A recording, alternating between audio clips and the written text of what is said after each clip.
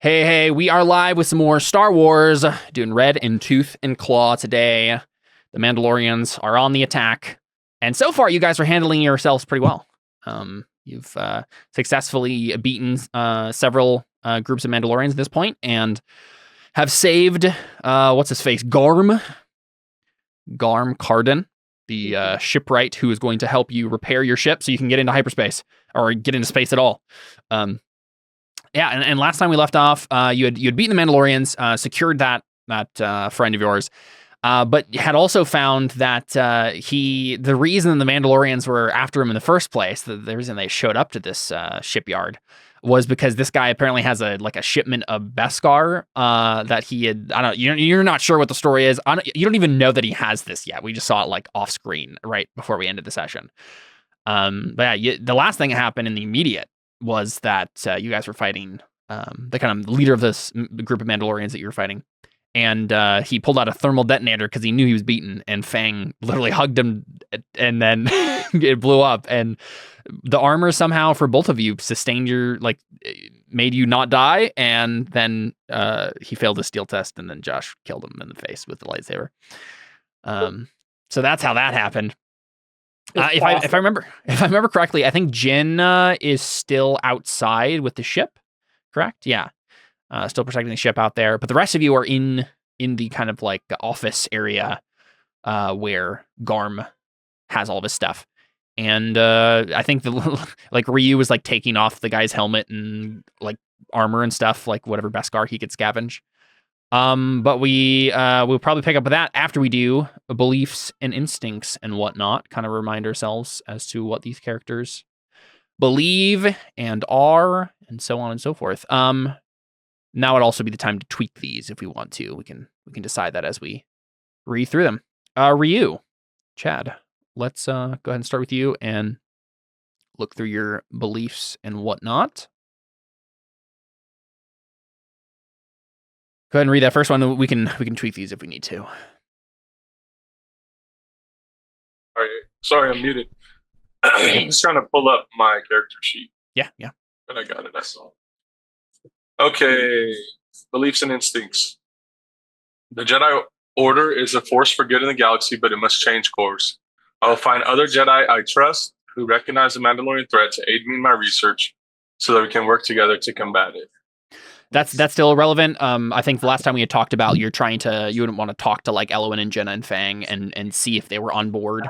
I think probably once we get done with this fighting that we're involved in right now and getting out of this place, then I'll work on that. Yeah, I mean, you'll have a moment here, at least a moment in the immediate where you aren't being attacked by people, that you can talk to each other and to this new guy that you've met.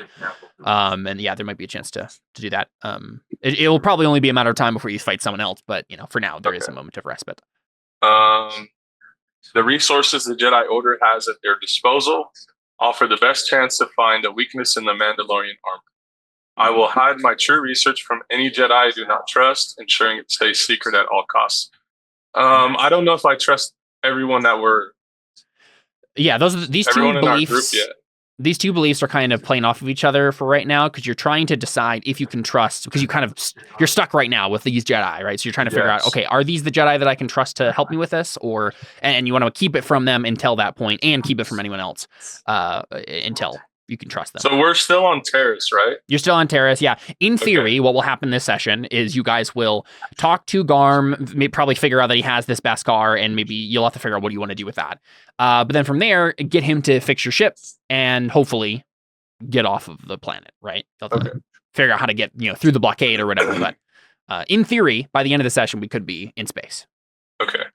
My last one is finding a counter to Mandalorian armor is the key to defeating them. I will protect my research and help our crew find a way to escape Terrace. All of your beliefs are about the research right now. Yeah, that makes sense though. Because you're trying to find. Yeah, but it'll change. I'm assuming I could probably get at least 2 of these worked on today. Yep. Maybe even complete the action portion of them and then move on to some other version of it. Yeah. Yeah. Instincts always defend the reputation of the Jedi Order despite our disagreements. Always tend to the medical needs of those around me, even my enemies.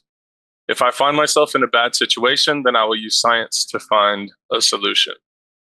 Nice. You want And me then to do traits too? Okay. Yeah. Cenobitic, bedside manner, blue skin, attuned, sworn to the order, knighthood, empathy, thick skin, Arctic endurance, and charismatic.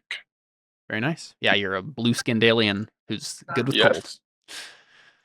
Here's Ryu's picture for those who wanted. There you go. All right, cool. Elwyn, what's going on with you? I'll go next. Hold on. I literally just closed out a roll 20 on accident, so I can go Sure. next. Yeah, let's do it. Jen, what do you got? Okay, so mine's the Wandering Knight. So my beliefs are I tweaked it just a tad. So the Jedi Order is starting to lose its way. Once we are farther from the imminent threat of war, I want to find a Padawan to correct this. Okay.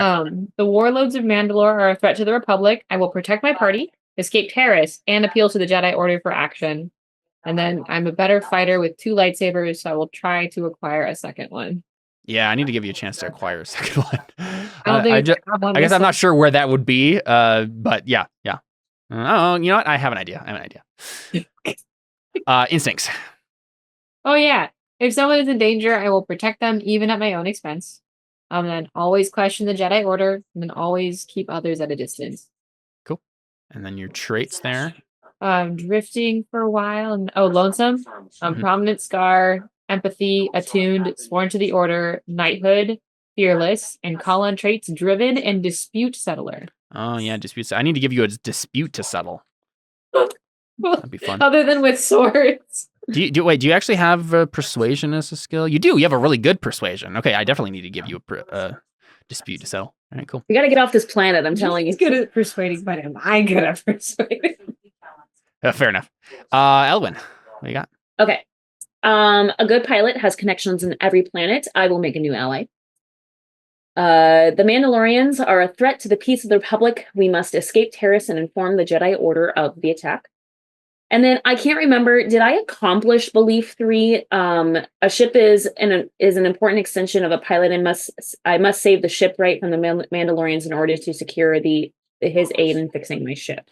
If that's how it was worded last time, I think so. I think I got you got persona for it, yeah. Okay, then yeah, perfect. Okay, so then I need to tweak that or delete it. Yeah, I mean, a ship is an important extension of a pilot. I think is something we should keep. Yeah, I know. I like that belief. I just need to redo the second part. Yep. Ship is an important extension of the pilot. I mean, it could later just be about helping, like, repair the ship, right? Okay. I mean, that's going to be the main thing in this episode, right? I ensure the ship is prepared, or whatever. Ensure the ship is prepared. I don't know if prepared. Repaired. Repaired is what I think that's what I said. Sorry, I thought you said prepared. I was be prepared. I feel like prepared might have worked too, but yeah, repaired is what I meant. Is repaired. Okay, I will ensure the ship is repaired. That makes sense to me. Okay. Instincts. Sorry, my mouse is giving me some trouble right here. Sorry. Okay. Instincts always tell the truth, always know where my ship is located. If I think someone is suspicious, I will trail them. Cool. Traits: superstitious, empathy, sworn to the order, attuned, nimble, and familiar face. Nice. Very cool. All right. And then last but certainly not least, we've got Fang, the Jedi who certainly does not want to kill people who just killed some people. Exactly. That's how it works. I was very ambassadorial. You tried. I remember quite explicitly I said, your words have no effect. Yeah. Yes, the Order must follow the will of the Force, not bend it to their own will. I will assist the other members of the Order and build a foundation of respect. Nice. I must be able to control my natural gank aggression. I'll interrogate our prisoner to find a way to minimize further conflicts. And my gut says to fight the Mandalorians, but it is forbidden. I will escape terrorists and appeal to the Jedi Order for action. Sweet. No changes there. If someone frustrates my focus or effort, then I respond with sharp words. I always ease the suffering or danger of innocence. I always question the motives of others. And I always get a twinge in the head from impending danger. Yes. Traits-wise, I have child So of a many. bloodthirsty culture, native of a foreign world, strong physique, third, predator's vision, attuned, sworn to the order, diplomatic immunity, sixth sense, alien, cyborg, manhunter, eye of the hunter, booming voice, nimble, and driven. Most of which you've gained after the game started. Some of them there. Yes. 1, 2. Yeah, there's a few. Yeah, probably not most, but several. Yeah. Very good. All right, yeah. So I think we start probably in media res with the three of you who are in the room, having just murdered the Mandalorians. Not murdered. You were fighting. It was a battle. Ryu is taking off the Mandalorian's armor. Fang is. I don't know how he's reacting to it, but he just stabbed someone in the face with a lightsaber. I think Elowen had described herself as just being generally in shock. Because like in the thermal detonator went off. Is the better? Okay. There you go. Like, okay, sure. All right, sure. We got the job done. Good job, y'all. But yeah, the last thing that happened is like basically Elowen called back to Garm, like, okay, we need to get out of here, right? Like, and he's like, give me a minute, and yeah. And so I mean, if he even has it, like, she's gonna already start running towards him. Sure. Yeah. Like even as she's calling for him, kind of a thing. Like she's not. Yeah. So. Yeah, we see Elowen like take off down the hallway, and then Ryu, Fang. What do we see from you as we like the camera? I think stays with you for a second. You're just taking off the armor.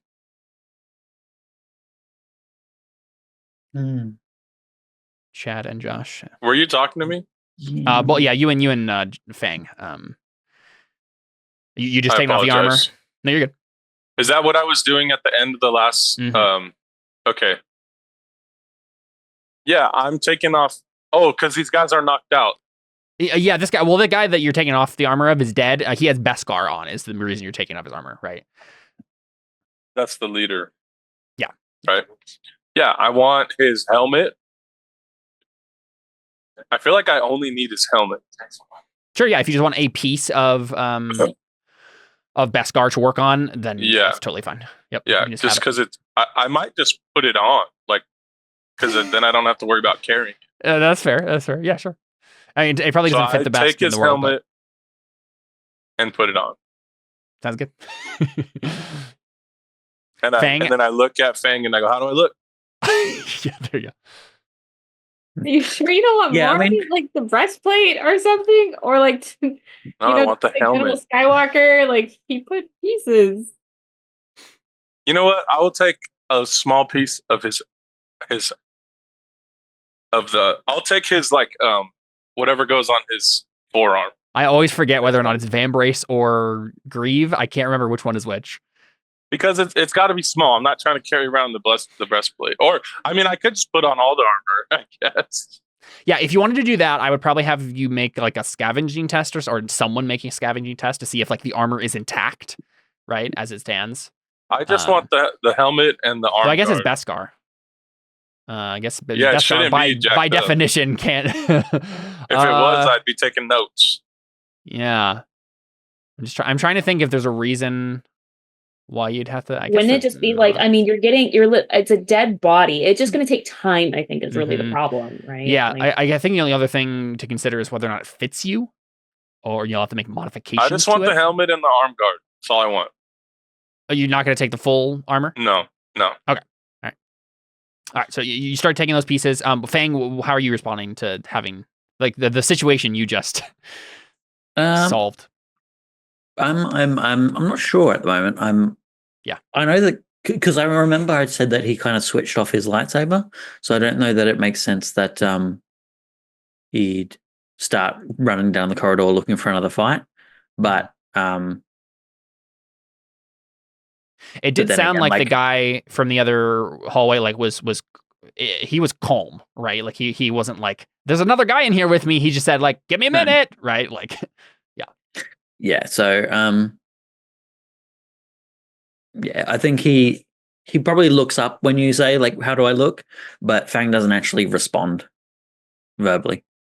And he is wearing a helmet himself, so probably can't see his facial expression as yet. Yeah. Cool. Yeah, so we follow Elwyn down the hallway. And yeah, you get to that like office at the end of the hallway, right? And you rush in to the room and you see Garm standing over a crate that he's just opened, right? Full of metal, which I don't know if you would recognize it right off the bat, but it's certainly like you would understand like, oh, this is like the valuable material that maybe like he's up to you. You can make any assumptions you want to. I mean, they were insistent that they went into his room to find something, and it's metal. I don't know if there's anything else Elwyn would assume other than it's Beskar. That's fine. But especially if I can like see it. Yeah, you might say something like, "Is that what I think it is?" Right. I don't know if you would just be I think Elwyn's like, I think she like peeks in the door and she's like, "Garm, come up." Seriously. He looks back with like a guilty expression on his face, and he's like, "You have a ship, right?" One that needs repairs. Well, I'll make you a deal, Elwyn. I'll repair your ship if you help me transport this off of Terrace. I don't think I really have much of a choice here, Garm. You really don't. Yeah. And like I think because I have a 1 in telekinesis, so I need someone to help me lift this thing off to get it to the ship. It was probably so dang heavy. Too. It's probably very heavy. Yeah, that sounded like she called for Fang. I could well, because I knew that Rio was working on getting the armor, so I think that's why she called for him. But yeah. Mm-hmm. Yeah, Fang will like blood on down. Yeah, Fang. She's like, Fang, get over here. You're gonna want to see this. As you guys get closer to the ship, I'll probably be able to help you guys too. Mm-hmm, mm-hmm. And yeah, we'll come back to you in a second here. I have a thought. She's like, his fee is getting this on our ship. Probably. He gives you like a one hand like wave, like just kind of lifts his hand in greeting, and he says, "Nice to meet you, sir. Jedi, Mandal, whatever. Can you help me carry this to your ship? No time to lose." Well, how exactly did you get it off the ship that brought it here? Well, that's a story for another time, I feel. Suffice to say, I don't really have access to that anymore. And he like kind of like just tries to like brace himself, kind of like starts to try to lift one side of it. He's like, "Can you get the other side of this?" Yeah, I'll give it a go. What is it? Do we know? Ryu, did you follow Fang? Yeah, I followed him. I have the helmet on. Yeah, the minute you see this, you're the one who immediately recognizes, without a doubt, this is Beskar. Like, so it is bars Beskar. upon bars of it. Yeah, in this crate. So I walk up like, "Oh, we hit the mother load. What do you do? What are we doing with all this?" He frowns at you. He's like, "What do you mean we hit the mother load?" He like presses the button on it to like close the crate again. He's like, "This is mine."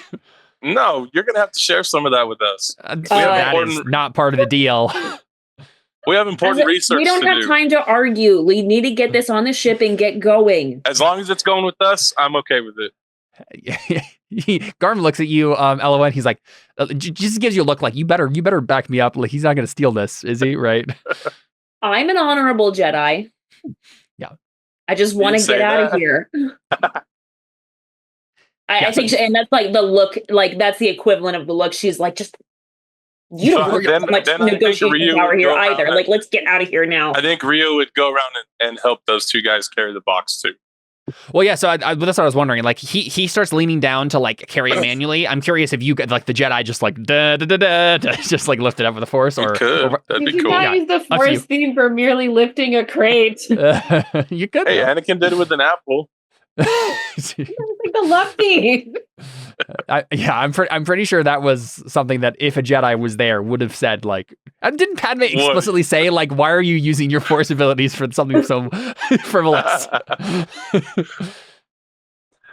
All right, I don't know. We can carry it. I mean, it's very heavy, Fang? So I think it makes sense. But we got 3 guys. Mm-hmm. I know, but whatever you guys want to do, I have a 1 in it, so I have no vote here. Just whatever you want to do. Yeah, the only difference will probably just be time, right? Like, it'll just take you longer to lug it out manually. But, time is not necessarily a resource. Why don't we just carry this thing out of here the easy way. Look, we're going to take a while lugging this. How about you start repairing the bloody thing while we're getting out, bringing this out there? Right. And I think, Elowen's just like, Garm, let's go.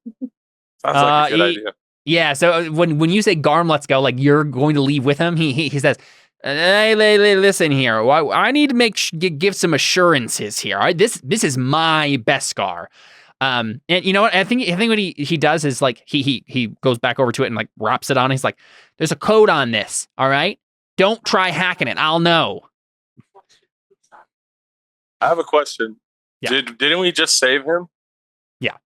Yeah, but he's also going to save us by getting our ship repaired. Okay. So I'll bring that up later then. Yeah, as long it's as not the best time right now. Right. I think you can probably persuade him later. Well, you would have had none of it if it weren't for us. So give us some. I'm going to use my charismatic trait. Right. Yeah. But Elowen's basically like, now's not the time. Snap, snap. Let's go. And as long as Ryu and Fang don't like say something like, no, we're going to steal it anyway, he'll go along with Elowen. Yeah. As soon as he's out of the room, I'll like look over at Ryu and I'll say, I'm not sure whether is theft covered by diplomatic immunity. Yeah, that's the line we cut away on. Yeah, amazing. So we cut back over to Jin out in the courtyard, the kind of shipyard over here. And you've managed to like stop a tower from collapsing on the ship, and you're generally being vigilant, looking out and making sure there's nothing else going on. Let me take a look at this map again. I think something else definitely does happen. It's not more Mandalorians, but you do notice something else, some more movement. And I think it is from the south. Let's say, like these roads down here. I did move you guys. Kind of like down here, right? I think you hear it first, Jen. You hear what sounds like some speeder bikes or something. And coming from the south, they seem like they are coming closer. Would you go check it out? Will you stay put? Stay at the ship. Stay at the ship. Okay. After a while, you see a couple of speeders kind of make their way up a ramp onto the shipyard, and it doesn't seem like Mandalorians, but it is a group of kind of rough-looking thug-type individuals on swoop bikes, and they start to like break off. A couple of them go kind of like ride their swoops over towards this area. They kind of like look down at the Mandalorians who are like all tied up and frown. And then one of them says something in like Huttese and then it's mostly, I think, humans, but there is a couple aliens. And they start to kind of like just scour the area. A couple of them spot you. Do you do anything? They're coming towards you. It doesn't look like they're pulling out blasters or anything necessarily, but they're coming towards you on swoop bikes. What do you do?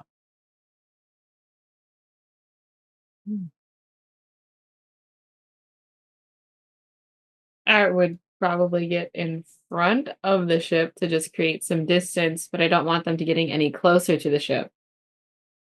You call out? Yeah, maybe like, I don't know, what would you say? You could like light your lightsaber. that would be intimidating. But you could also be diplomatic. Probably diplomatic. Yeah, I mean, do you call out? Do you wait until they get into a certain distance and then try to talk to them normally? Probably wait till they get to a certain distance and just be like, "What brings you here?" Yeah, and once you kind of like you're not bringing a weapon up to bear, they bring their swoops to a slow hover and get close enough to you, but give it a respectful distance. Enough you're gonna have a conversation. The guy in front, who is some sort of rough kind of middle-aged looking man, definitely looks like that sort of type who might be in charge of a swoop gang like this. Says, "What brings you to Garm's shipyard? You looking for him same as us?" We're just looking to get repairs. Good luck with that in this hellhole. I don't know what to say to that. Yeah, maybe you hesitate, and I think he says, you know where we can find him? Not a clue. I'm just guarding the ship. And that's when we yeah, you might in a second here. Yeah, that's true. I'm curious because like I think the next thing the guy would say is basically like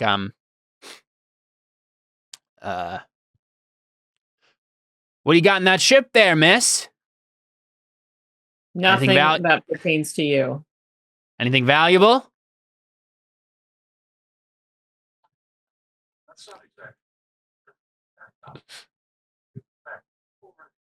No, but I still don't want you looking in there.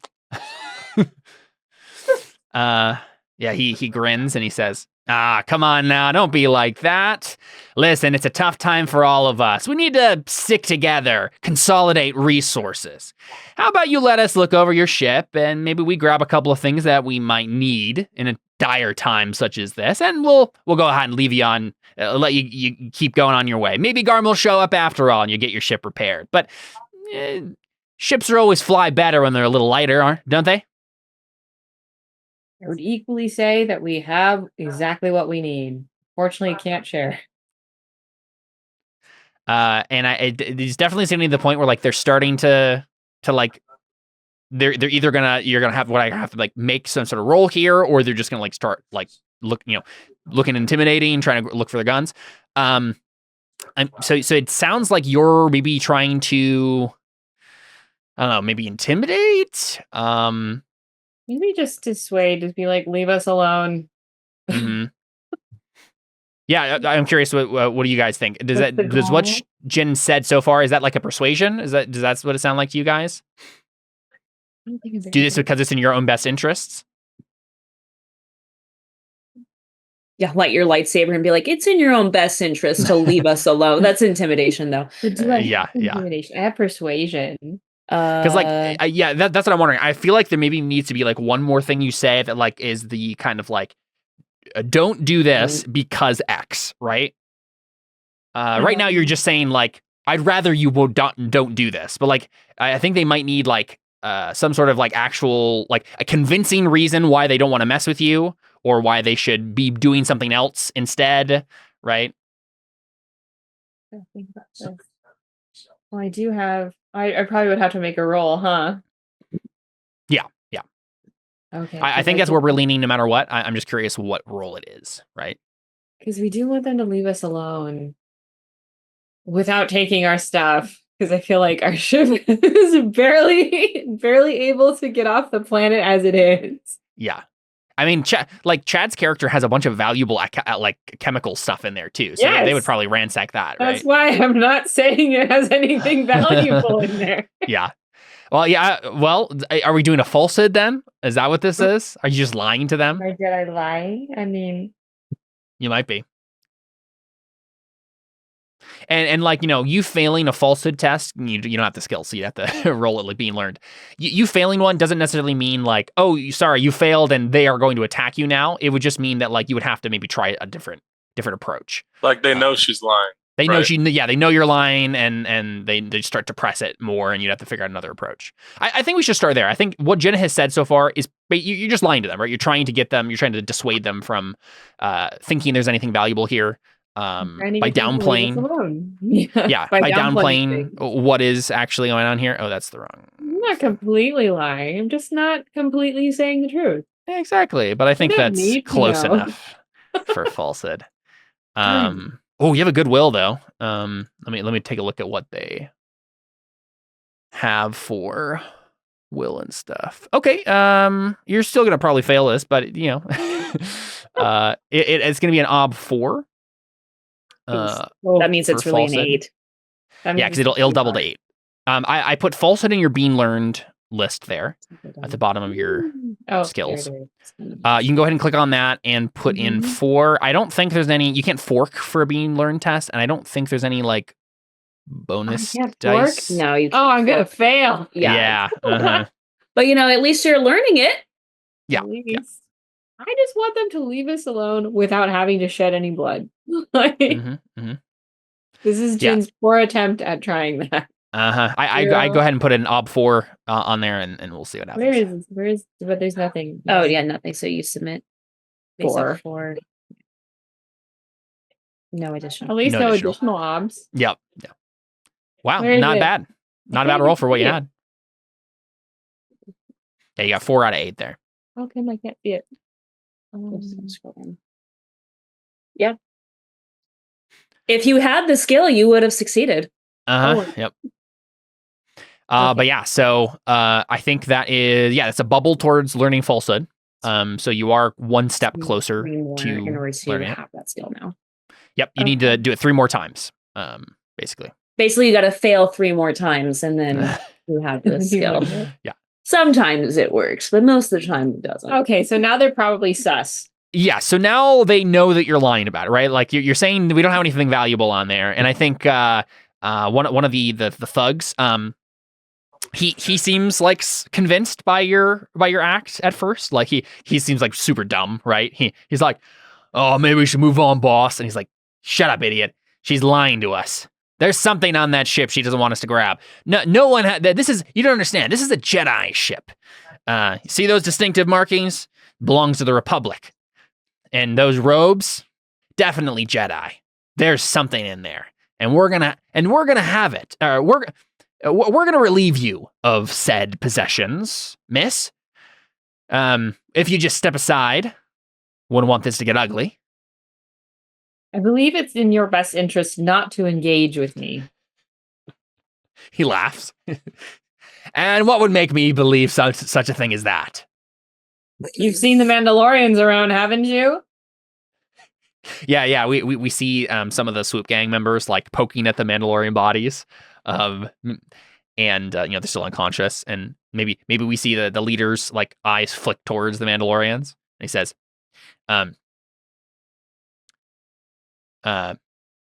"There's no guarantee that was you.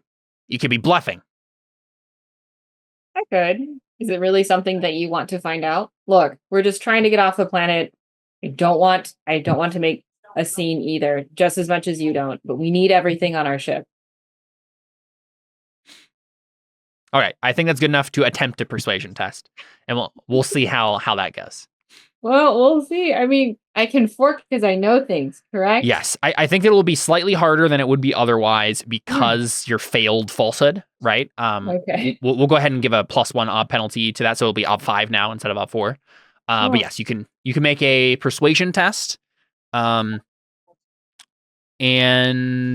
yeah, I mean you can get soothing platitudes on here. Yeah, soothing platitudes. I mean, maybe Fringer wise because we're out in the. I don't think these people count as fringers. They're not spacers. They're swoop gang guys, they're just swoopers, right? And there's no swooper wise. Yeah, well, there would be. It would probably be something like gang member wise or.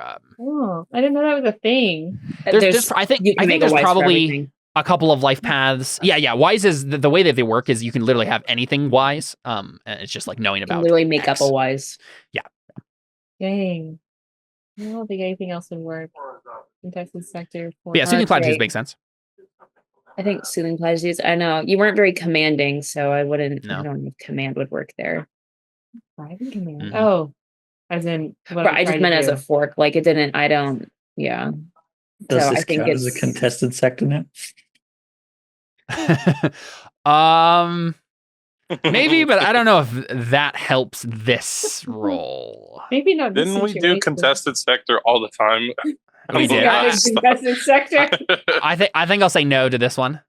Yeah. Right. She didn't make the point like you don't want to mess with the Republic. Just right. Yeah. There could have been ways to angle it. So many things I could do that I did not. It's okay. I mean, you're still learning. It's all right. This is one of the things about Burning Wheel. It's like the more you learn about how to play the game, the more you'll think of stuff like that.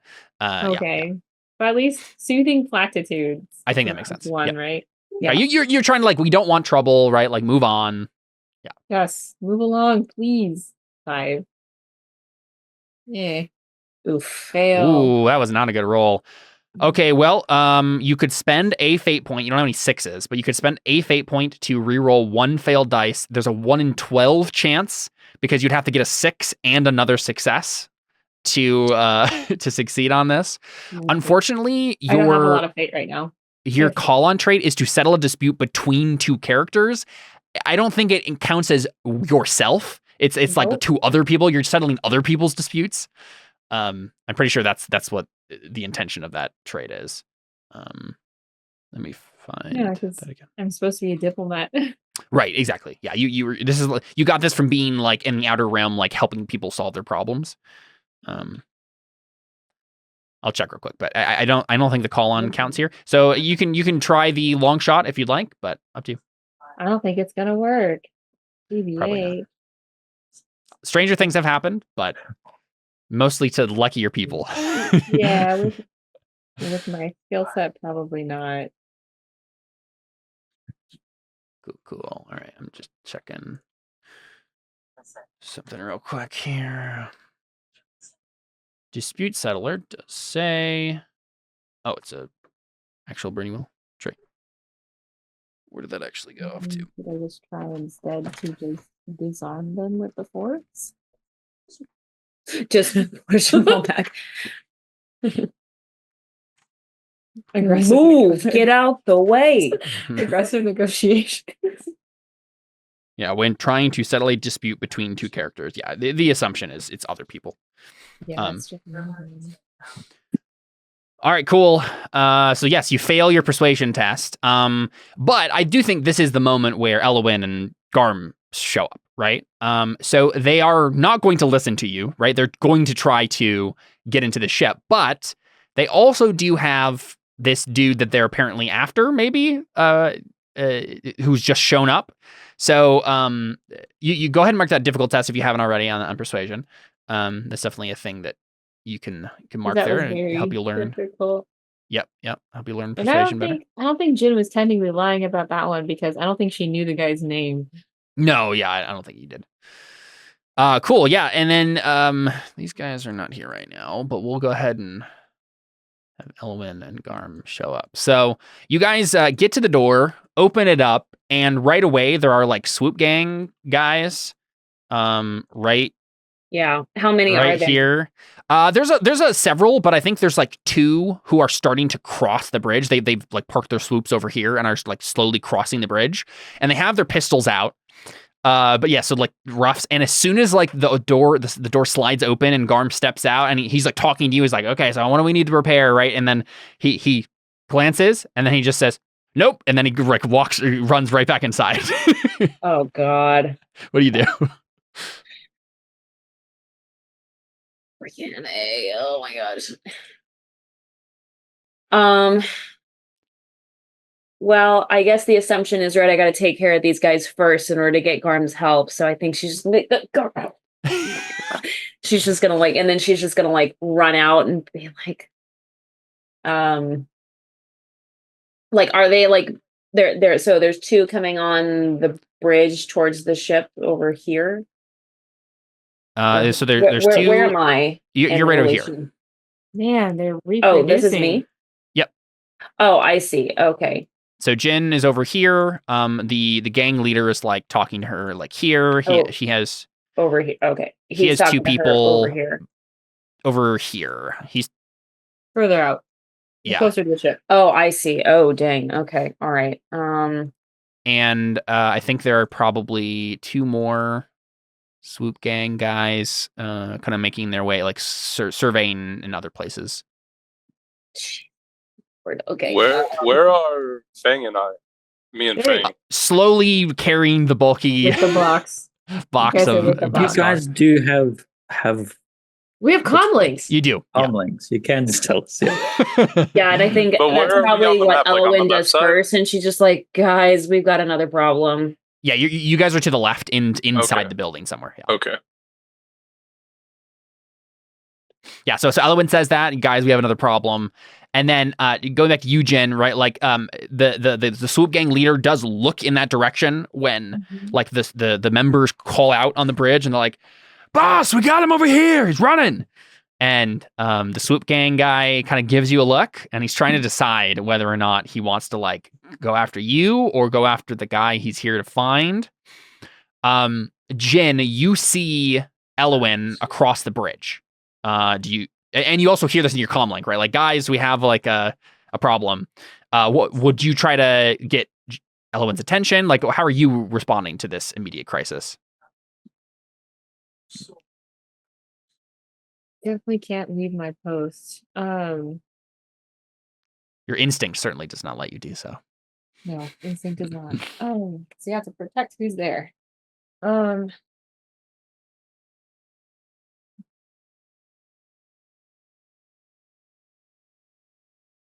don't know. I would want to say in the comm link too, but I think you already summed it up quite well. We have a problem.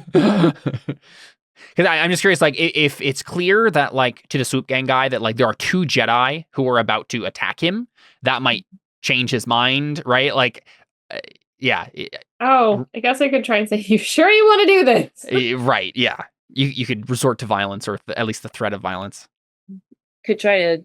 Well, I don't know if command would work here in this case, because would she be able to do persuasion at this point? Because she already failed that. So. She can do persuasion again. I could see her making maybe a conspicuous test to at least, like, the thing she could accomplish is have them go after Garm for now instead.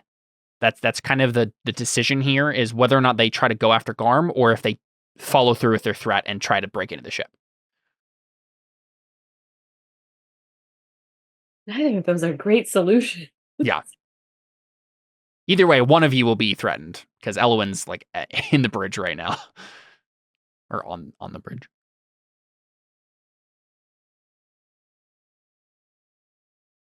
And there are quite a few of them. So if they all start shooting at Elwyn, this could be bad. Did they radio to us already on the comm link? Yeah. Ryu and Fang, you would hear this. Up to you whether or not you just drop the box and come running.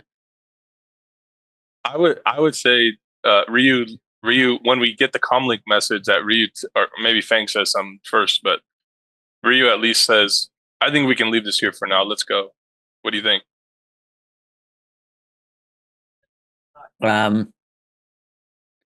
I think Fangs just starts swearing to himself. Does he have to fight again? One of my instincts is if someone frustrates my focus or effort, then I can respond with sharp words. So I think literally Fang just goes like, start swearing. Because you're like very focused on like getting across, like carry this heavy box. Yeah. So yeah, do you guys drop it and come running, or what do you think? It depends on what Fang does. What else did he say? I'm like, so no? yeah. Swearing. Let's see.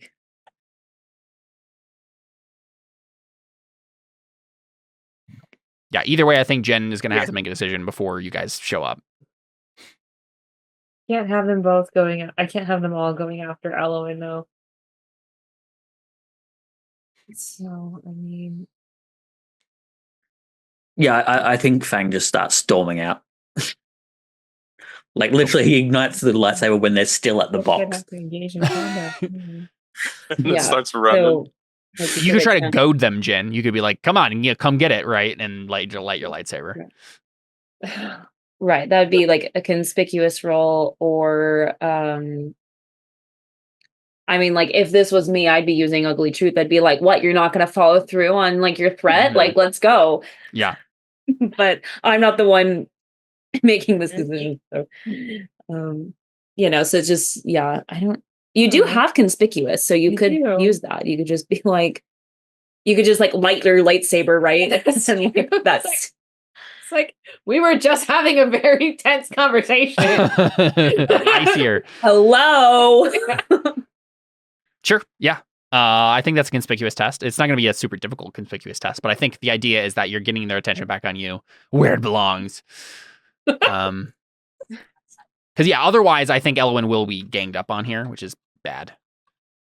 You're much more strong than I am. I know, that's why I can't have you. I can't have them hurt you. Well, they are, but at least less of them. Yeah. Let's try and distract them, maybe maim or seriously injure. So conspicuous. Do I get any forks for that? No. Maybe they will go ahead. This is gonna be an ob2 test, so not super difficult. I can't do any forks, so. No. Lightsaber. Lightsaber. I will give you a. No, I think that's like what's enabling you to make the test in the first place, right? That's the Is reason having this is happening. Okay. Not necessarily Alright. making it easier. No forks. Base obs is 2? Yeah. Okay. There you go. There you go. Yeah. I figured that was going to be doable. Cool. Yeah. So you light your lightsaber and then say what? Oh. Or say nothing. I mean, I guess it might be. because it could be as simple as like Jin lights her lightsaber and then they just pull out their guns because they're like, oh, right. And then they're just going to be too busy fighting you to worry about anything else. That is true. But I think it would have been funny to be like, hey, it's like a Marvel movie. We were in the middle of something. Yeah. We were in the middle of something. Sure, yeah. And I think you're halfway through the sentence when they just pull out their blasters and start firing at you, right? Cool. Let's start with that, and then we can kind of rotate around and figure out what's happening to Elwyn. So Jin, you're gonna. I think the first thing is you're gonna have to like block these like blaster bolts, right? That's technically lightsaber. I think so, right? Like that's you can roll lightsaber to block. You can roll lightsaber directly opposed.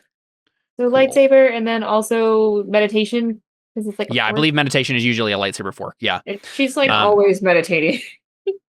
Force tremors wise. Force tremors wise. So meditation, force tremors wise, the stack on the lightsaber.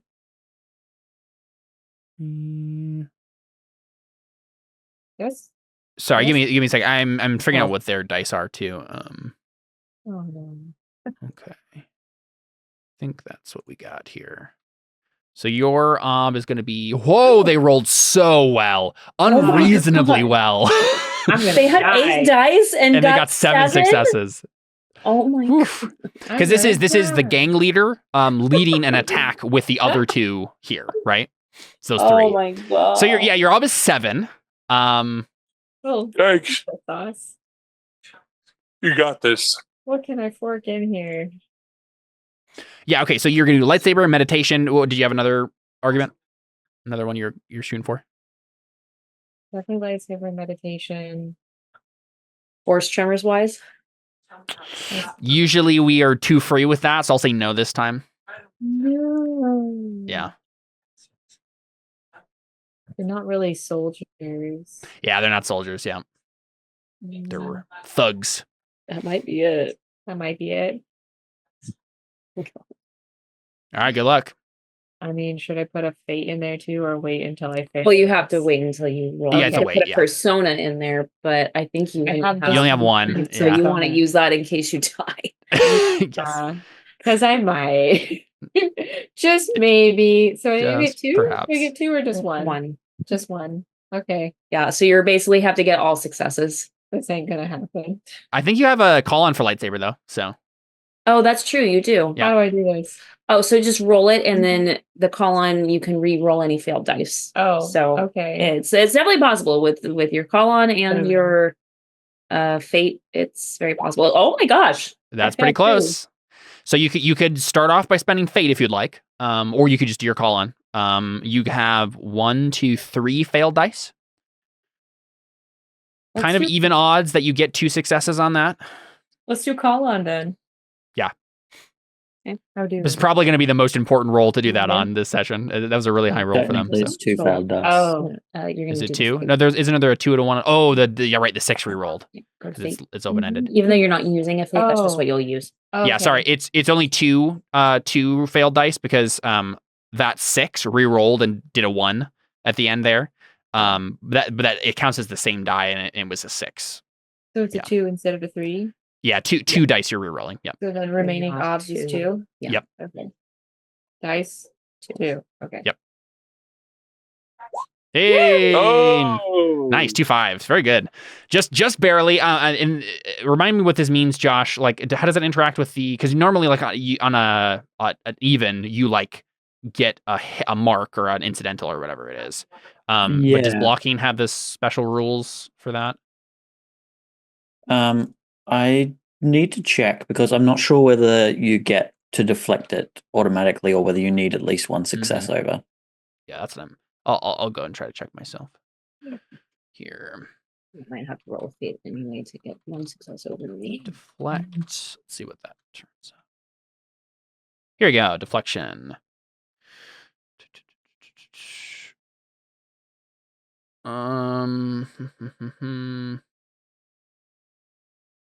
Directly oppose.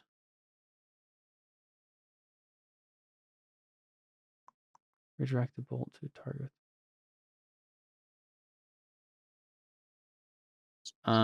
Defensive intents for the test religion. Blah blah blah blah blah. Wow, it does not say a whole lot. So yeah, it doesn't seem like it gives you any specific special rules for deflection. So I'm assuming we're going by the standard rules, which means that you tied, and that does give them an incidental hit. That would be my split second ruling here. You're just allowed, like normally you're not allowed to do an opposed roll against a ranged weapon at all.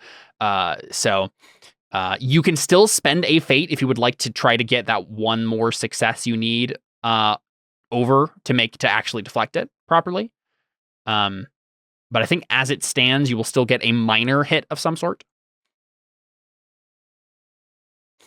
I only have like 3. Yeah, that's true. Yeah, you don't want to spend all your fate right away. Let me double check. So an incidental for them is only a B4. I suppose that's not the worst thing in the world. That might not even be anything for you, really. Let's check here. Okay, so B4 is a superficial wound for you. So that would mean you would get a +1 ob penalty. Just quickly though, yeah. Olivia does have warding. Oh, what does that do?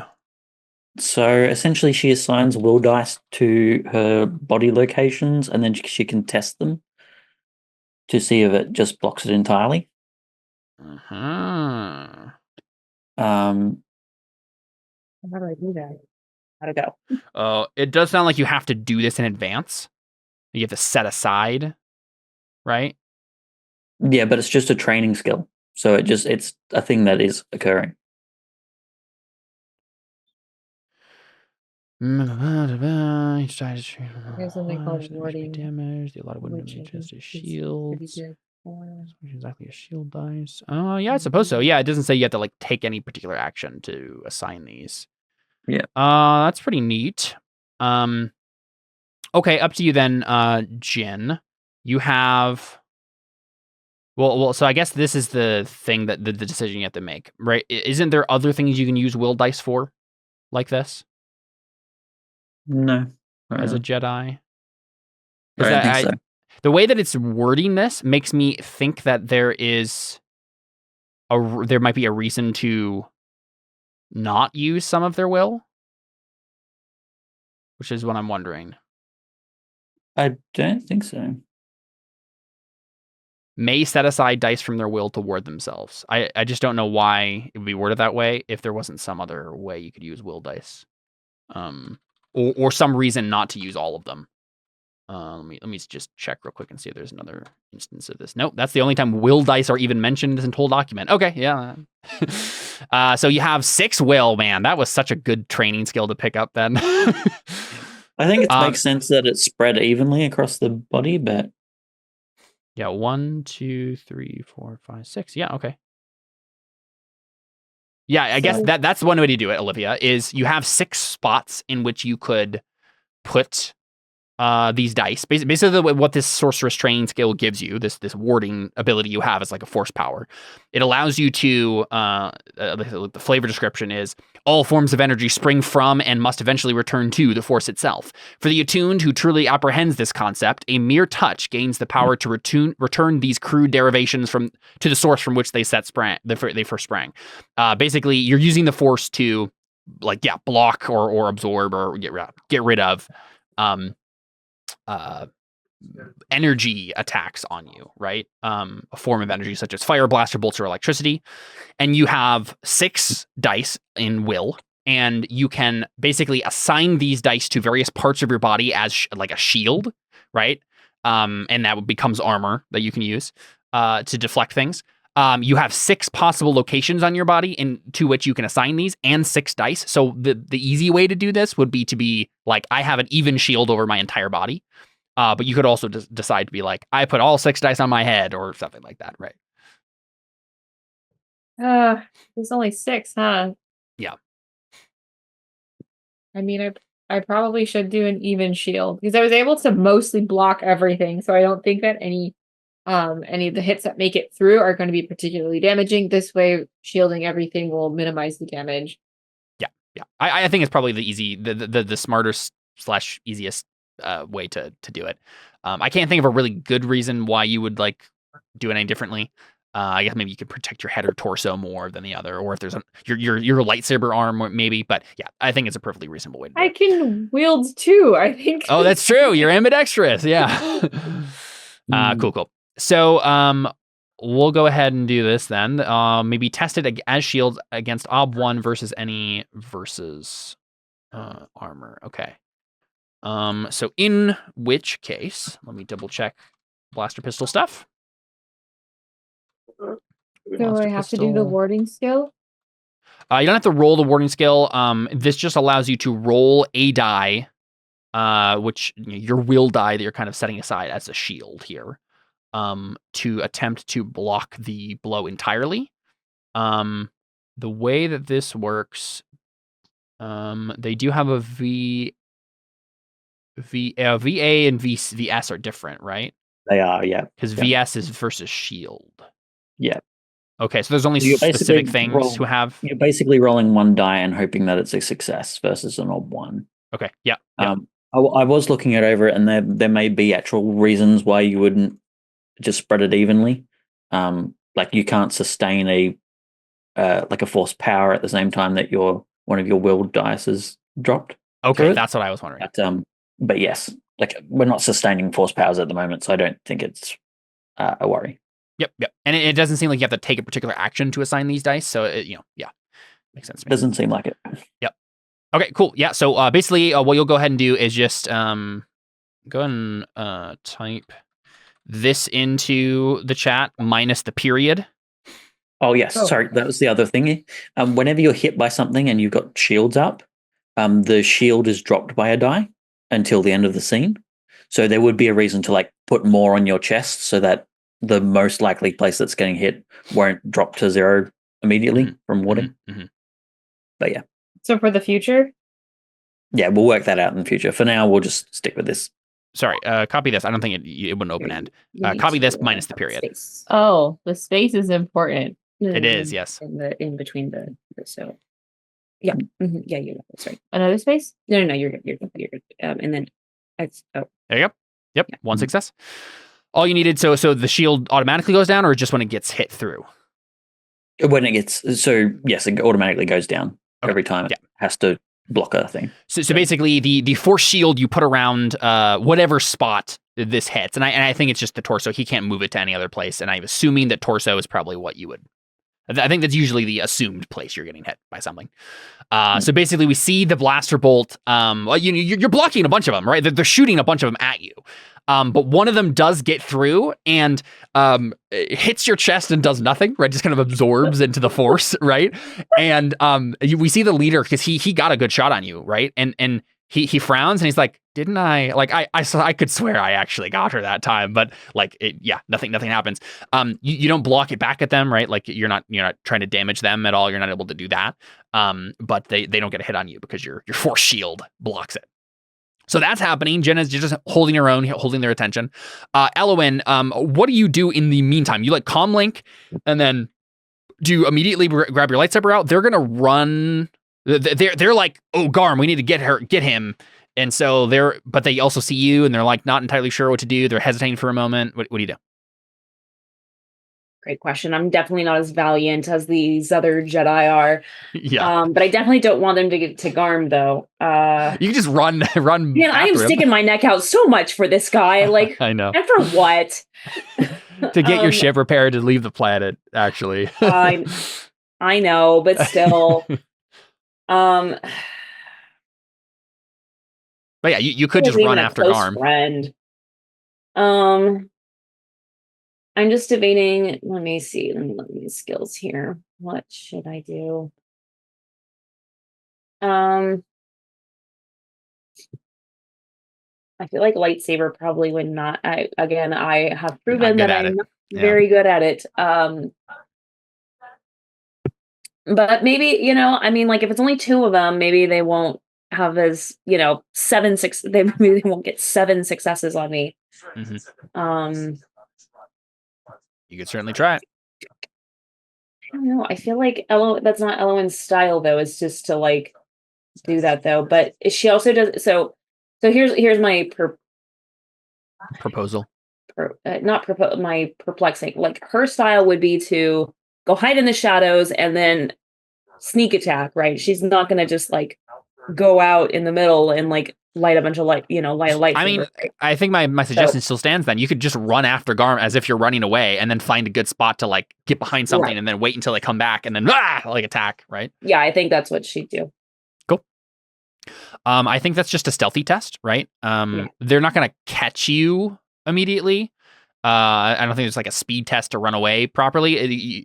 It's not going to be that much time before you're going to like try to find a spot to like duck in an alcove or whatever. Right. Yeah, so let's make a stealthy check against their observation and see if you Okay. can like jump them from behind a corner as you run away. Okay, let's see. They have. I'll go ahead and roll this first. So you have an ob. They do not have this skill, so they will go ahead and just roll this Blake. Whew, yeah. Okay. You got basically a 0.5 as your ob, so just set it as 1. Okay, sounds good. So they're not very observant. No, they're very Yeah. very unobservant. Yay. Good at Running shooting. blindly after, right? Like Garm, Yeah. where are you, Garm? This is going to be a routine test no matter what. So can I fork in streetwise as well? 'Cause he's going against thugs. Yeah, but like she's just like in a building. If this was like a Yeah, like longer in chase an thing through alleyway. like an alleyway or something, yeah, but I don't think so. Not just in a random building. Interstellar outpost wise to know where to hide. It's a port. This is not an interstellar outpost. It is a I'm just city judging. It's fine. I'm good. I'll building. just roll Yeah, it's like an office building. it. Base up 1. a ship, an interstellar Okay, shipyard. yep, I'm good. Yay. Yep. So we see that. Right? Do you? Yeah. You describe it for us, Alyssa. Here. What is Elowen? What do we see from Elowen? I think like Elowen just like does like the Jedi like step back where she like semi floats back, right? And she's like, and then she Bye. runs the direction of where Garm is going. Sure. But they what give she's chase. because Garm's gonna go further, right? I'm assuming he's gonna go back to his office, and so she's gonna just like kind of go around the corner and just like crouch in a spot real quick, and then The ambush. From like behind when they come through. Yeah. Sounds good. Let's have you just make that roll, right? You're going to make a lightsaber attack on them. I don't think they're going to be able to like bring up their blasters in time. You're going to be close enough to them that they won't be able to do that, but they will make it like a speed test to try to like avoid your attack. That'll be kind of your base obstacle. You get a bonus die from your stealthy there. Okay. I was gonna say, I was like, that was stealthy. So she some points for that. Yeah, she gets a bonus die. Yeah, it's a basically like a link test. Yeah. And meditation. Because I don't have meditation. oh, dang it. I am not a very good Jedi. I really am not. Up to you there is your job. Hopefully even Elowen can make this test. I have a 3 in lightsaber, so it's not gonna be super great, but But you get the fork in though from the I get the fork, so we'll see. We'll see. the success on the stealth. We'll see.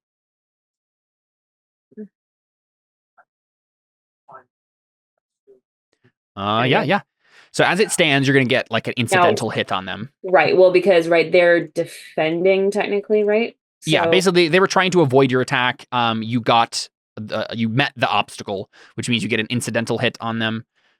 So that would be a B4 for you, which is likely a superficial wound for them, something along those lines, where it's like you nick them somehow. I've got like 6 fate. Can I just? I was gonna say, yep. If you want to spend some fate and try to bump those numbers up? Yeah. I think I should. I'm just going to spend one. Yeah, you Just don't to have any see. sixes anyway. Hmm? You don't have any sixes anyway, so yeah. No, I know. So I'll just put meaning of 0. Yeah, go for it. Nice one. Nope. No, that's okay. Thought I'd try. Mm-hmm. I don't think they have armor. I'll check. They do have a textile suit. They have one armor Textile? point here. Just cloth? Yeah, it's basically like the minimum amount of thing that could count as any armor. Against a lightsaber? Well, that's just how it works. I don't think. Oh, I didn't write down their superficial and stuff. What does this say? Should be mortal wound of 10 and a superficial wound of 3. Okay, yeah. So it should just be normal stuff. For them, that is a superficial. Yeah. So it goes down by 1. It would be a B4 hit. It's a B3, but that's still a superficial wound for them. So they will now have obstacle penalty. So I think this is less like you actually hit them with your lightsaber, and more you manage to tackle them to the ground, and like they bang their heads against the ground, and you're like wrestling with them and trying to get your lightsaber to bear. But like these are like big thug dudes, and you're like a pilot gal, right? Like you're not necessarily, even with a lightsaber, able to like just overpower these dudes.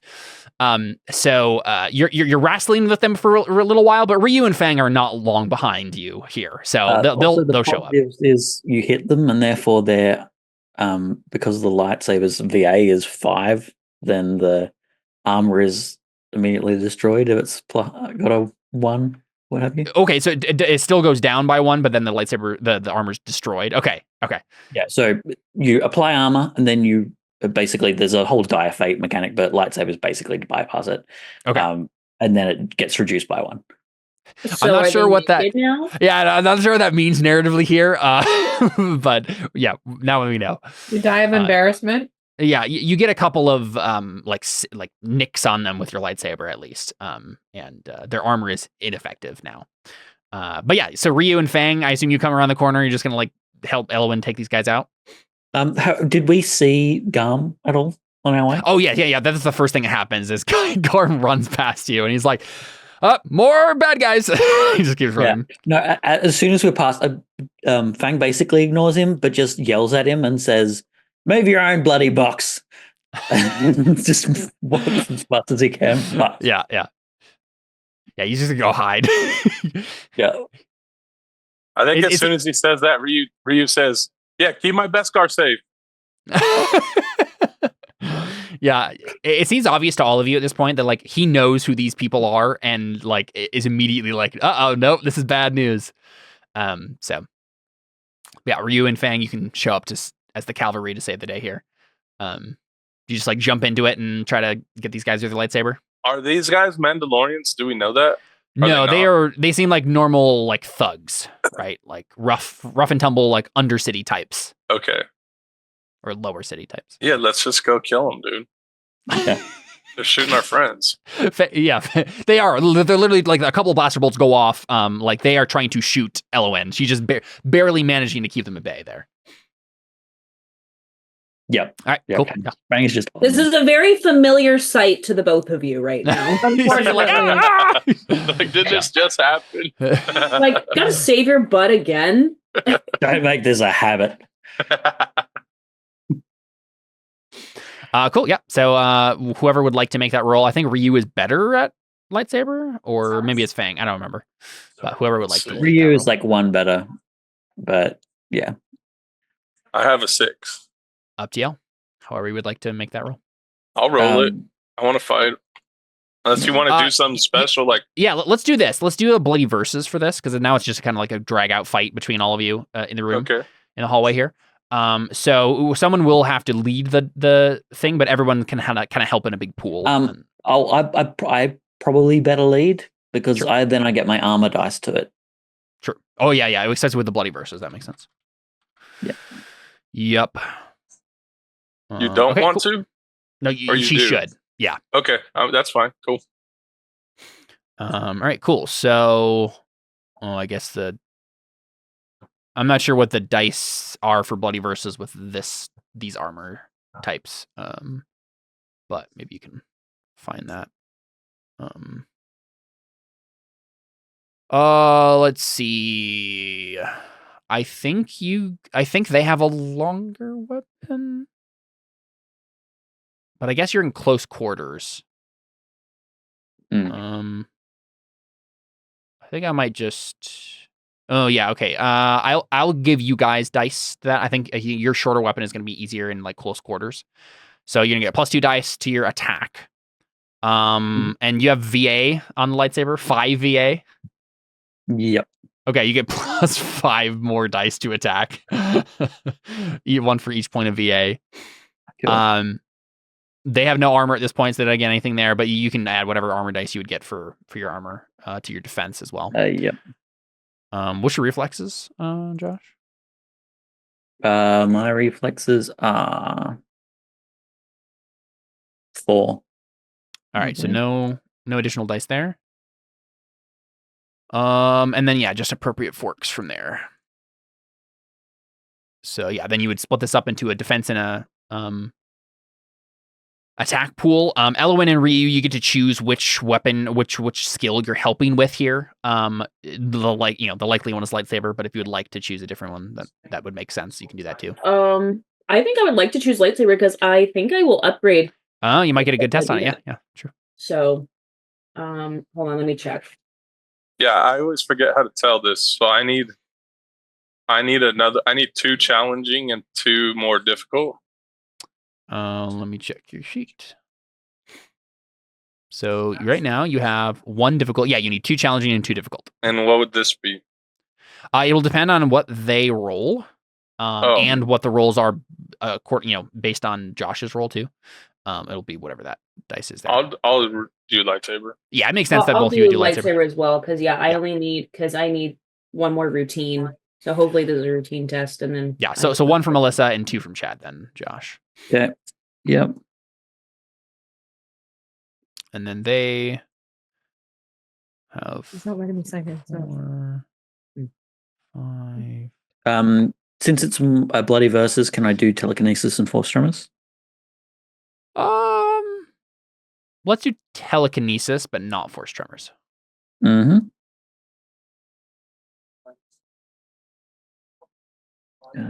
Yep.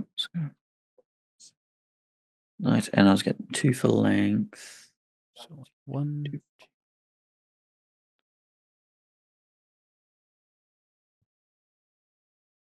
Now, is my attack still open-ended, or does it not work that way for? I think it is. Yeah. Yep, sure. Cool. Okay, so this is their attack. They're going to do a minimum of 1. Oh, sorry, I don't know why I open-ended that. It's just that's that 1 success. And they're going to put all of their other dice on defense because they're now surrounded by 3 Jedi and they are scared for their lives.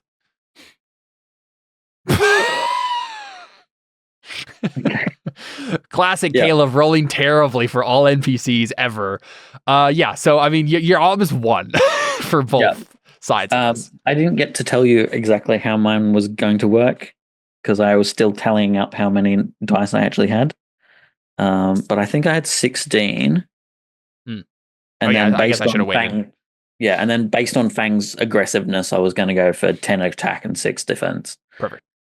Makes sense to me. So I'll do the open-ended attack first. Do I open-ended defense as well? I think it's just all open-ended. Yeah. Yeah. You are rolling a lightsaber test. It's just kind of split. Yep. And so it was 10d6. I swear, if you somehow get 0 successes on either of these, explode. So for my attack, there you go. Not actually a good roll, but that's all you needed for sure. And then for my defense, there you go. Yeah, so pretty much a complete victory. I don't think there's anything that they can do to you, or there's no. I don't think there's even a minimum I guess what damage do you do based on that roll? Based on, I mean, it's probably the highest for a lightsaber. Mm-hmm. So highest hit, so it'll be a D12. 12. Yeah, they're dead. You just kill them. Yep. So you go ahead and slash them with your lightsabers, and they fall to the ground. It's a very, very short fight. You just see terror in their eyes as you just get mowed them down. And then from there you can, like, Elowen, you can fill them in on what's happening or whatever you'd like to do. Elowen just is like, let's not make a habit of that. Yeah. And she's like, go get Jin. Jin's in trouble. Yeah, I don't think Fang stopped. He just kept walking. Yeah, that's right. Maybe she tells that to Fang. She's like, Fang, go. Just keep He barreling does onward. the wave leg in front of the automatic door again. Sure. I guess I have to make a new So going back out to Jin, while this has been happening. Mm-hmm. So what would your action, your next kind of thing you're going to actually try to do now? Are you still fighting defensively? Are you going to try to charge them? Oh gosh. I mean, they got 7 successes on that attack, so like you know that this is the dangerous situation you're in, right? Like you're like, I almost got hit. I did. Look at your skills. My skill. Yeah. Yeah, you could try to shove them with telekinesis, maybe. You can charge them with lightsaber.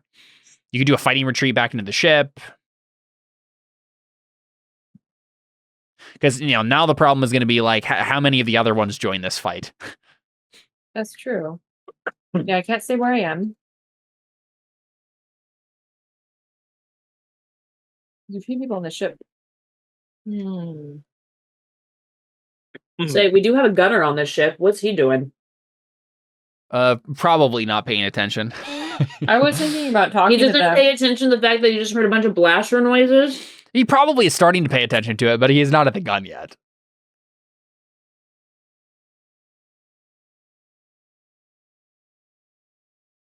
Yeah, I mean, you could calm him, right? Calms the ship. I was thinking about either calming him or... Can this thing still fly? It can. Yeah, in Atmo, at least. It's not in space. He's not a pilot, though. Oh, yeah. Yeah, Elowen's the pilot. And you just saw her run back into the office. So are there still a bunch of thugs to fight? There are, yeah. And you'll get out there in a second, but we're kind of flashing back a little bit to see how Jenna's been handling herself in the meantime. What we could do is I could keep blasting into the ship while calming them, being like, little help here, guys. Because I think the most defensive decision we can do is, do the shields still work on the ship? Because we can try to do the shields and at least create some distance, because that's going to... The ship itself will probably have more armor than I do. Shields. I don't think there's a lot of places for it to go, though. That is true. Yeah. I mean, at the very least, like, they have blasters. Like, they don't have like gunner, artillery or any big guns. Like, you can just like retreat into the ship and close it, and like maybe you hope that they don't have explosives, I guess. But do we have any thermal detonators on the ship we can take out? I don't think you guys do. No, yeah.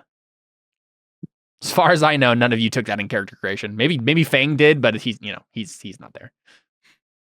That was delicious. Yeah, I probably do have to retreat into the ship. I don't think there's any other options. If I stay where I'm at, I could definitely get hit and gravely injured. Mm-hmm. So still protecting, probably still backing in. I don't want to turn my back to the enemy. Sure. Yeah, fighting retreat to the ship. That makes sense. And to close the doors, but probably still stay at the entrance while calming them that we have a problem on our hands, or just be like, I don't know, like take cover. I guess there's nothing much we can do. Sure. All right, let's go ahead and do that. I think I need to figure out here whether or not they go after you or not.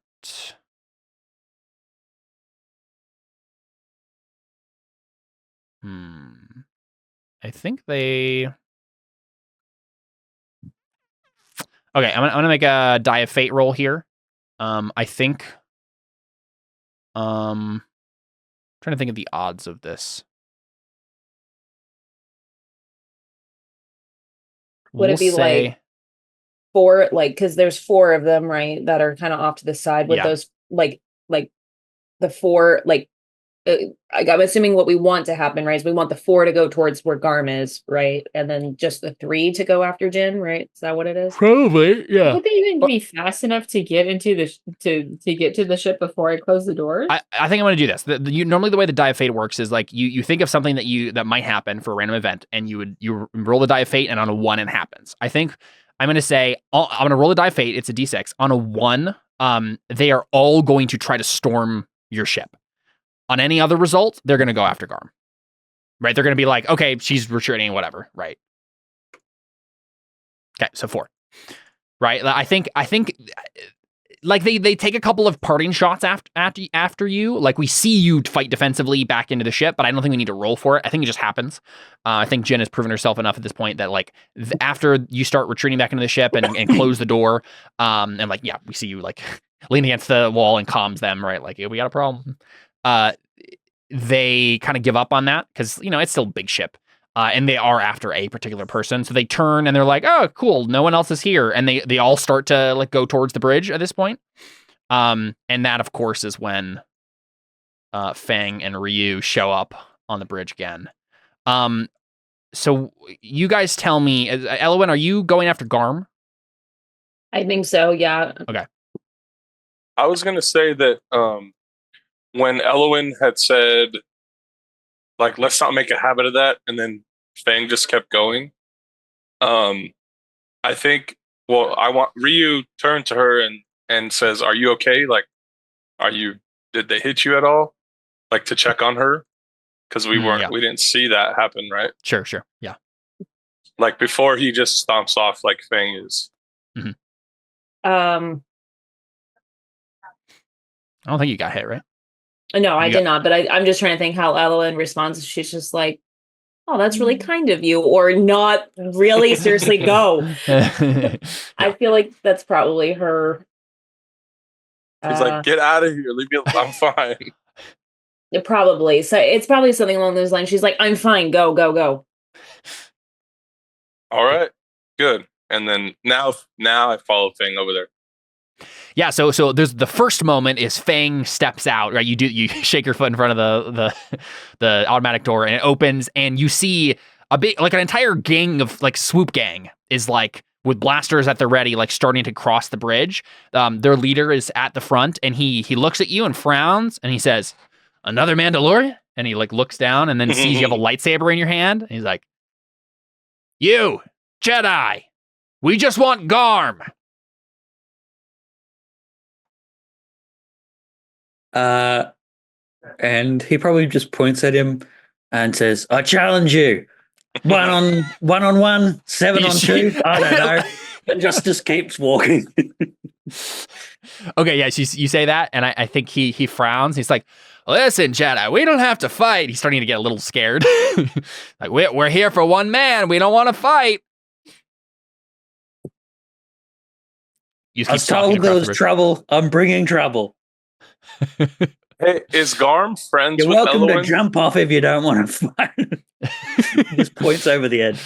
Yeah, and I assume you're pointing with your lightsaber too, or you're like... No, he's pointing with the offhand. Okay, he's like bringing... Yeah. I'm trying to decide what they would do here. Is Garm friends with Elwyn? Yeah, that's the connection you guys have to this guy. Okay.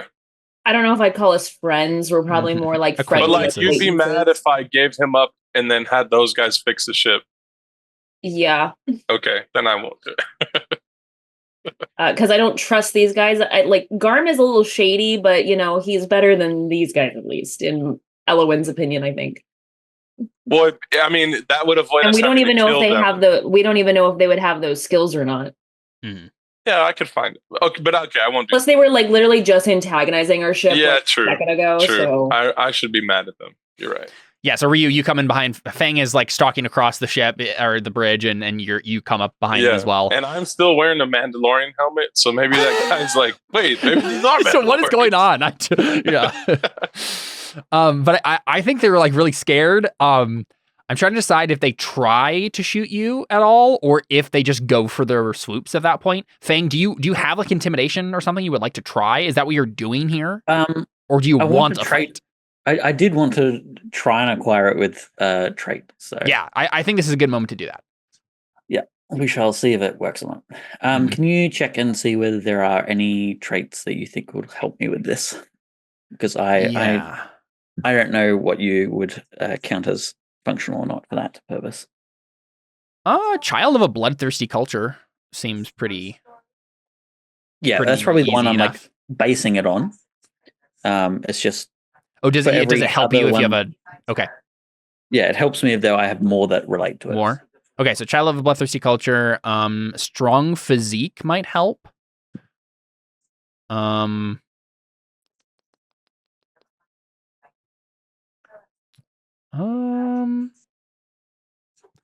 don't know. You have a lot of maybe booming voice.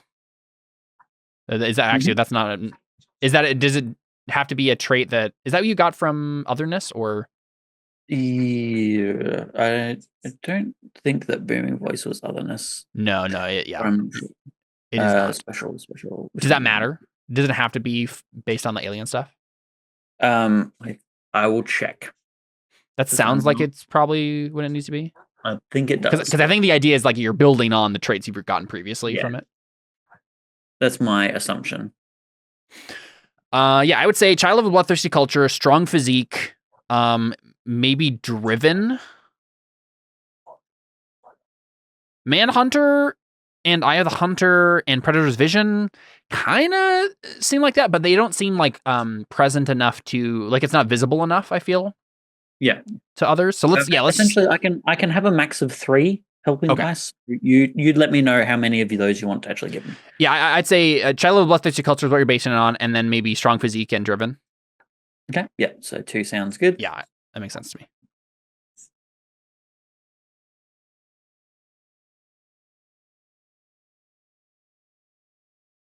You trying to get what, dreadful or? No, I'm just trying to get the skill. Oh, the skill intimidation. Right. Yeah. So Good luck. Skills. So it's otherness with 2 help dice. What are you trying to go for here?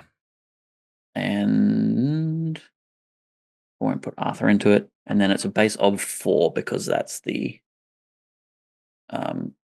my what's it called?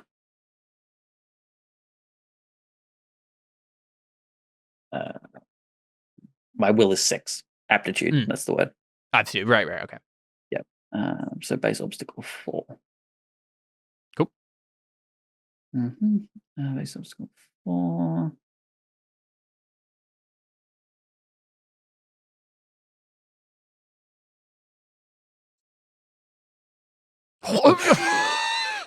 Holy crap! Wow. 10 successes there. I think you got intimidation. Yeah. Let me just check this because doesn't that give you higher in the skill? Yeah. For every success above the obstacle, you may increase your starting exponent by 1. So, I start off. Wait, you just get a 6 in intimidation? No, I get a 9 in intimidation. Shut up. How I does ain't that gonna work? mess with you. This mechanic is so broken. Roll 4s and 5s and 6s. I didn't roll a single fail dice on it. Yeah, that was just a ridiculous luck, really. Wow. Goodness gracious. Okay, so this is really crazy because like I don't think we've seen like Fang has progressively since his eyes turned red has become scarier and scarier and angrier until we see this moment where like they see pure death in your face. And obviously you still have to roll the skill, but like it's probably likely you just like scare them half to death and they go for their swoops immediately. Yep. That's wild. Wow. I'm not going to fork soothing platitudes. I don't think. I don't think that counts. It's okay. No. I'm just going to murder you. No, I'll make it quick. It's okay. This will only take a moment. You won't feel a thing. There'll be a small prick and then it'll all be over. A small burning sensation at the base of your spine. So I think conspicuous for sure. Yep. That's what we say. I don't know whether orator is really here. He's not really being wordy or attempting to address everybody. He's just angry. going slam. Yeah. Yeah. So I think just the one fork of conspicuous. All right, sounds good. Ob 4.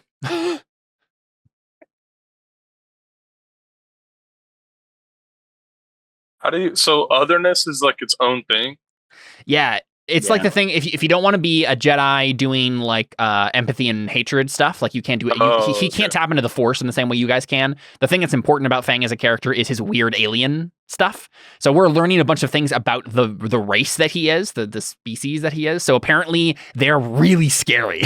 Yeah. this creature that he's playing as. I'd like to think that like Fang like takes off his because you have a helmet so on. you can't see the eyes. I unfortunately, part of my armor that I put on it with the thing is I can't take off my arm. Oh. So, but you can still see them through. Yeah, they can feel your red eyes piercing their souls. Yeah, probably something that Fang says is he's like, it's like, you think you're threatening? I'm a gank. I live for the bloody kill. And like the ganks are known for literally committing a massacre. Just a genocide. Yeah. like a planetary genocide. Yeah. So it's like, yeah, that's probably part of it. Yeah. Is that the reputation of the gank is just so thing is you say you're a gank and that's enough to put down people's sign. You're a gank, you have a lightsaber, and you are wearing Mandalorian-esque armor. After the Mandalorians are like taking over the planet. Like, yeah. These guys run immediately, right? They make further swoops really quickly. Do you let them leave? I'm tempted to have Fang like pull a couple off the bikes, not to actually attack them, but just to mess with them. But I think if Fang were to do that with the character I've given him, he would actually just then attack them. So I don't think he does. I think he lets them run. Yeah. And yeah, so what do we see from Fang as they all just like run? They choose their steal option, run screaming, right? Well, I guess technically intimidation is like you make a steal test. I feel like they're just gonna fail this. Well, swoop gang leader is 7. It might be interesting if all the members run away and the one guy is left there standing. Let's see how this goes. Okay, so gang leader is going to roll steal here. He does not have any traits for this, so he will go ahead and... Oh, I guess his hesitation is terrible. Nah, this is probably going to fail anyway. He does feel safe in a group of friends, so that's a thing. That'll help him. But you are also a dude with a lightsaber. And a gank. What are the things here? Okay, not mundane. You are feeling safe in a group of friends, allies, blah, blah, blah, blah, blah. Yeah, okay. Just that then.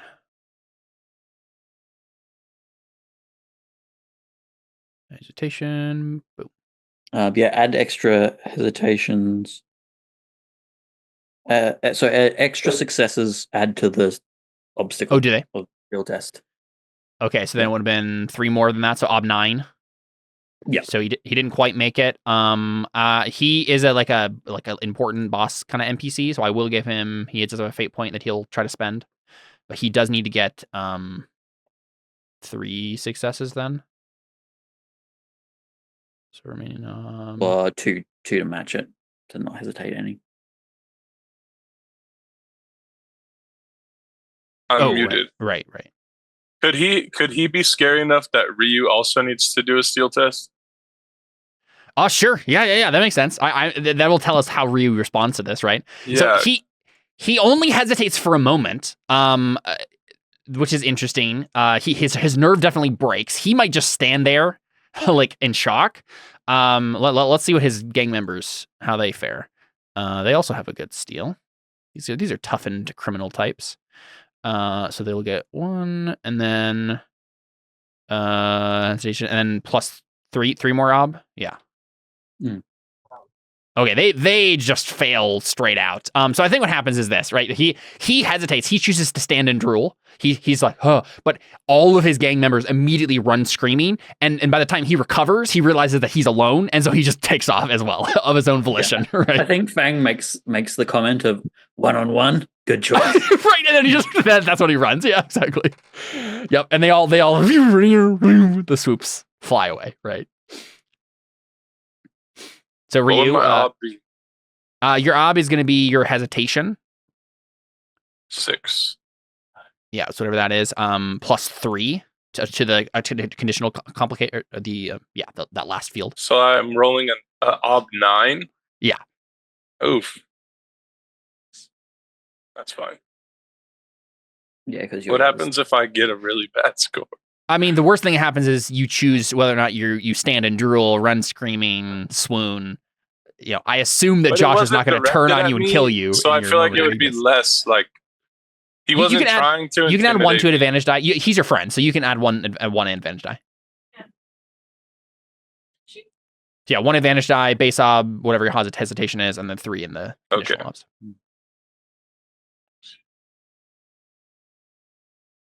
Conditional. Oh, I put all 9 then.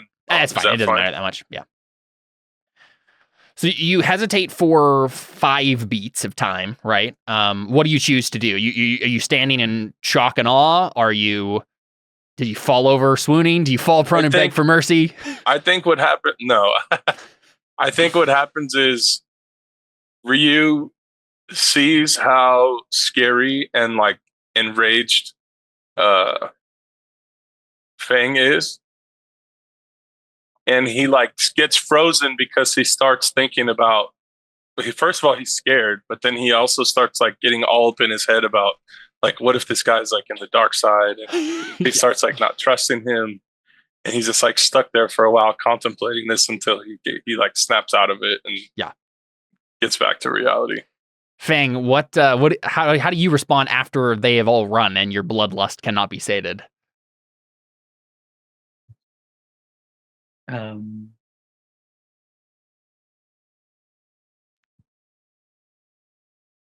Like, are you just standing there breathing heavily for a while?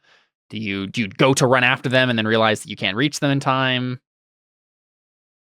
I think he definitely takes a few steps down, pauses, looks around, like probably looks across at Ryu and says, "Codes be damned, I'm opening the bloody box." Just waves his lightsaber. Yeah. So I think we cut back to Eloin and Garm. So you're rushing after Garm. So Garm went back all the way back to his like office, and you see him like taking a panel out of like the corner of the wall. He's swearing under his breath. He's like, Garm, what are you doing? I'm getting out of here. Those people are gonna kill me. They're gonna take care of them. You really think that those? And then she says, like, they put, like the wimps are gonna really like. We just took on Mandalorians. They're gonna be fine. You don't understand. Listen. Mandalorians, they're in it for the fight, and once the fight isn't there anymore, they go away. And these people, they're the reason that I have the Beskar. I screwed them over, and they're gonna kill me for it. Garm.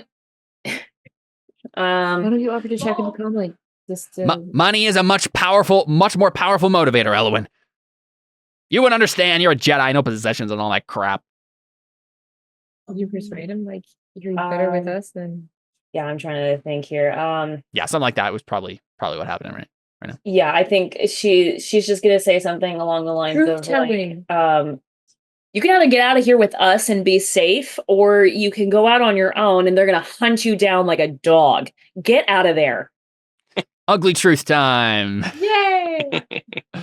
I don't know. What is this? What is this ugly truth? Worst case scenario. It might be the worst possible outcome. Yeah. Yeah, let's just do ob 1 ugly truth. Excellent. That's what I was going for. As long as you don't pitifully fail. I know. Well, I have a 4, so it's still possible. Can you throw anything in there? I don't have any other social skills. This is pretty much it. Dang it. This is what I'm good at. Yep. Or decent at least. There we go. There you go. Yep. Yeah. He seems to think about it for a moment, and he takes a couple of deep breaths. He's like, calms them. Use your calm. Call your friends. Are they dead yet? Just like, did you get them taken care of yet? And yeah, it's present time for you guys. So Ryu and Fang, you can respond. Can I have Ryu like talk to Fang real quick, like to make sure like he's okay? Because I feel like he's not. Sure. Yeah, Ryu steps over. Fang, is everything okay with you? You honestly scared me back there.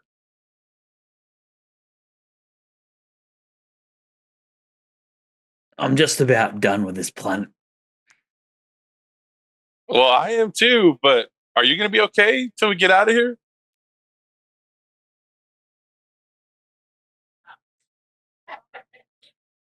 I think like Fang unclips one of the like the calmative vials that you gave him in the first session, and he says, I'll be right," and clips it back on. Oh, he doesn't take it. Dude, he's gonna go crazy. Okay, I say all right, and we go. We're going to talk. We're going to check on the ship, right? Or what are we doing? You can, yeah, either that or go back for Garm or in the box. Oh yeah, We need help moving the box. I'm just But a pilot woman. Isn't the box going to be taken apart?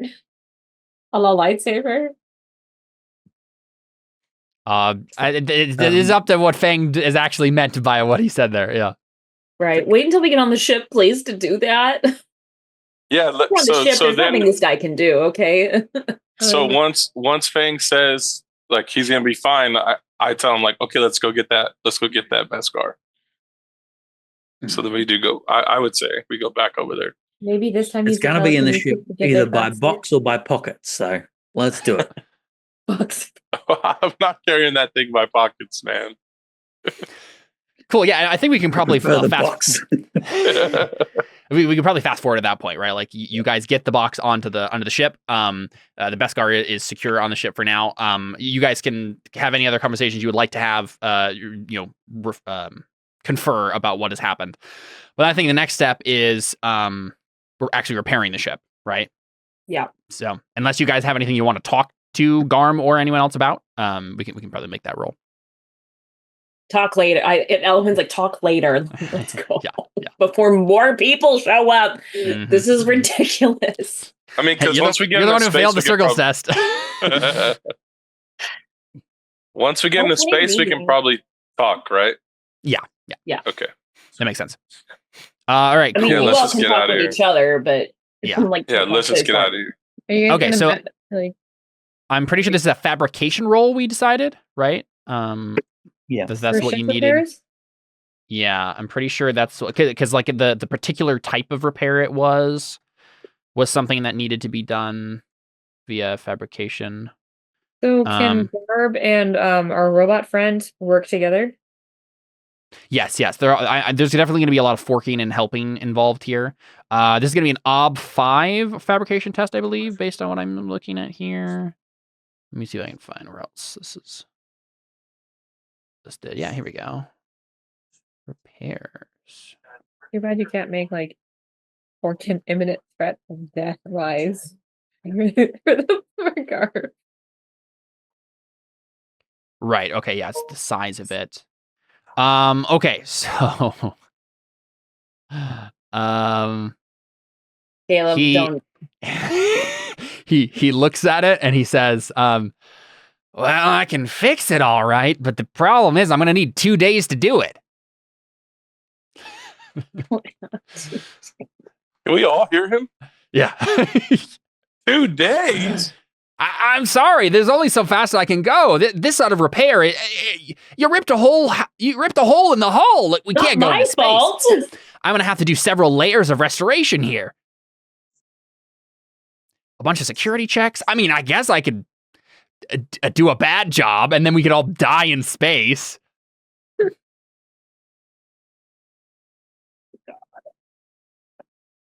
So I There's think got to like, be something we can do. as it stands, I think it's an ob 3 test. If he has 2 days to do it, the test becomes much harder the quicker you want him to do it. Can't the robot help him? Yes, he'll get help from the robot and the mechanic and whoever else has skills. How fast do you want? Like, what's the time frame you're giving him here? You're like, you have 2 hours, right? I mean, literally 2 separate enemies have shown up in the last, what? Like 10 minutes. Yeah. 10 minutes? Can we move somewhere safer, maybe? No, but the problem is this is the shipyard where he has his fabrication equipment. Right. He has all of his equipment here. The reason you had to go here in the first place is because this is where the high level equipment like that fixes starships is. Dag nabbit. Do we have Can any? we make him? Can we make him roll circles to see if someone might still be here somewhere to help him? You could. I don't know how else to make it go fast. He has a 1 in circles. I'll tell you that right now. So the loner. And I have a 1 in He can circles, fail a too. circles test and then have someone else who tries to steal the Beskar come. Right. Yeah, no, we don't want that to happen. Yeah. I don't know. And again, like a part of this is like, we're in a story right now. So like if he fails this test, the interesting answer is not that he doesn't do it. It's that he thinks he did it. And there's going to be a complication when you actually get into space, right? Oh, well, then we could die. Well, and you then could, it but you'll have game persona over points. for So everyone. just keep your persona points around and you won't we die. could die. All the What do you other guys NPCs will die, but we'll be fine. Because it'll be up to you guys how fast you try to pressure him on this. I mean, we need to leave now. Like, yeah, I feel like Elowin is like as fast as you can. Yeah, as fast as yeah. I mean, yeah, I think she's like you said, they're gonna come back. So at some point, Yeah, we could do a sort of graduated test here where we set an ob and then I'm trying to think. There's a couple different ways we could do this. Like Burning Wheel has like where you get if you get above the successes of the ob, you can reduce the time by like 10% per success. I don't think that's going to reduce it by enough to matter in this instance, right? Like, so he's probably going to already be starting with a higher obstacle, and then maybe we can do time from there. I'm just trying to decide, like, because we could do it like maybe graduated and then like, I think the easiest way to do this is just to be like, you have a very, very limited time frame, very high ob. If you succeed, you do it. If you fail, he thinks he did it, and he did as best as he could in the time he had. That's the easiest way to do this. Let me think about this. Right, the base ob was ob 3 for 2 days. What do we think lowering this to like hours is going to do to this obstacle here? Ob 3. I'm thinking at least like a 7, probably higher than that. yeah, I mean, because like it's double for a day, right? So yeah, at least probably, at least a 7. Not to like. I'm gonna say. Yeah, let's say ob 9. Let's just say like he's trying to reduce it down to basically 0 days, right? So let's just come on, give us 3 ob. 8. Ob 9 sounds impossible. I'll give you 8. Okay, I cool. thought, Yeah, like, this is a good compromise. We'll It's do ob still 8. gonna be so hard. There's Yeah. gonna know though. I mean, this is his thing. So he starts off with some dice, right? So fabrication, he has at 5. He then can add mechanic, shipwright. Right? He knows how to build ships in the first place. Shipyard wise. So he's starting off with 9 dice here. Who's helping him here, and with what skills? The 2 So NPCs. Yeah, Geralt the mechanic has a 4 in mechanic, which he can help with. So they're going 1 more die. Scrap has a 6 in jury rigging, which is definitely what is happening here. So he'll give 2 dice there. Anyone else have a skill that could help here? Don't you have jury rigging too? Yes, that's true. Give 1 dice with jury. 1 die with jury rigging. Yep. Anyone else have a mechanical type skill that could help fix a ship? I don't think so. Unfortunately, I really have like no mechanical skills that I can think of. Like scopes, maybe. I don't know. No, I That's don't for think that helps. navigation, right? Yeah, no. I have like all navigation skills, not actual repairing Yep. skills. Yeah, I don't have anything Unfortunately. useful for repairs either. All of mine are like mainly combat. Observation. Like Yeah, the only thing I could think of is Uh, maybe Ryu could make a link test with chemists to like come up with chemist and textiles to make a super special duct tape. Yeah. It would. Yeah, it wouldn't be a straight fork, but yes, Chad, this is up to you. I mean, Ryu does have an instinct about this. You know it's going to be incredibly difficult to do. Would you like to try to make a test to make up, some sort of incredibly good adhesive bonding material that can help them seal up the cracks? Yeah, I could do that. Yeah. Seems like you have a chemist kit for a reason, right? Yes. That we thankfully still have. Yes. Jenna successfully yes, defended. I will make some JB Weld for him. Yeah. Let's see. Okay, man, chemist is not the skill for this. Hey, shouldn't I have a test for chemist somewhere? No, I think I it was rolled it too. once. It was too low of a. For the combative. Mm-hmm. Okay. Well, even for the other thing you made, like the nerve gas, I think you had too many forks. Okay. Okay, so chemist, as described here, is the manufacturer of drugs, substances that temporarily change the internal functions of a subject's body when consumed. I don't think that is. Oh, it's only for like biology? Yeah. It's like being a pharmacist. Yes, it's chemist in that sense, not in straight chemistry sense. Well, then how am I doing material science on Mandalorian? Yeah, that's what I'm double checking here. I think your thing was you had armor wise, you had textiles. Is it textiles? I think that's armor too, ain't it? It's clothing. It's at least close to that. I know there's like armorer, maybe. Yeah, armor is a skill that you should probably learn at some point. Yeah, textiles is weaving fibers and curing hides. This is embroidery. Yeah, I don't think you have the skill for this. You could fail a linked test to try to do it anyway, but well, how am I going to accomplish like my guy's whole? How am I going to do science on the Beskar if I can't? If I don't have the skill to do it. Yeah, that is a good question.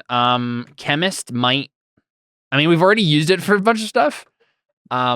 But there might be a different skill for like materials stuff. Like textiles is, I think, the closest that you have. Armor wise, obviously, does help. I'm glancing through this real quick. Armor obviously is the most directly relevant one. Mixology. That sounds like a bartender. Machinist. That might be relevant.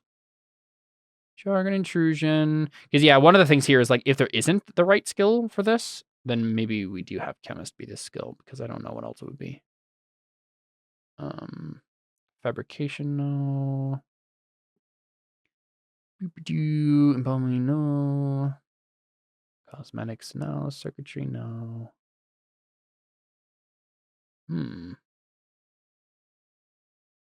Brewing, no. Anesthetics, no.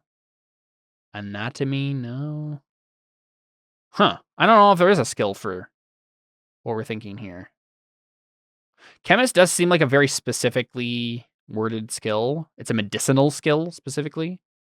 But I'm having a hard time finding like the alchemy skill, right? Yeah, like don't think there is one is the issue. Like there should be an alchemy one, but there really isn't. It's like I think that chemists only do things that you then eat. Yeah, because then in that case, then maybe we do have you just use chemist. Because I don't know if there is a. Well, that's why I put 6 in chemist. I thought that's what it was. Yeah, for. I think it might be the closest one the game even has to what you want to do with it. I'm double checking one more time, but I think I think that's it. Yeah. That's pretty much it. So, yeah, because like textiles is textile production from weaving fibers to curing hides to stitching and embroidering the final product. It's like clothing. Toxicology is poisons. It's like it's more specific chemist thing. Yeah, I think it has to be chemist. We'll just expand it out to be chemistry proper because that's the only thing that makes sense. Okay. Yeah. And then make sure your character concepts still work. Yeah. Sorry about that. I just was like, wait a second. This is very specific. No, that's fine. So yeah, you can still try this if you like. Okay, I want to try to make some type of Bonding agent. Yep. Yeah. Yep. Yes. That makes sense to me. Let's figure out what that ob would be. So the obs for chemist as it stands, like for creating a compound, like the manufacture of drugs. We have like dulling the senses is ob 4, affecting the immune system is ob 5, expanding the senses is ob 5, interfering with cognition ob 6, augmenting cognition ob 7. The duration of the effects can change the ob here. Let's say I think this is gonna be hard. Like you're having to do this very quickly too. I almost wonder if this is.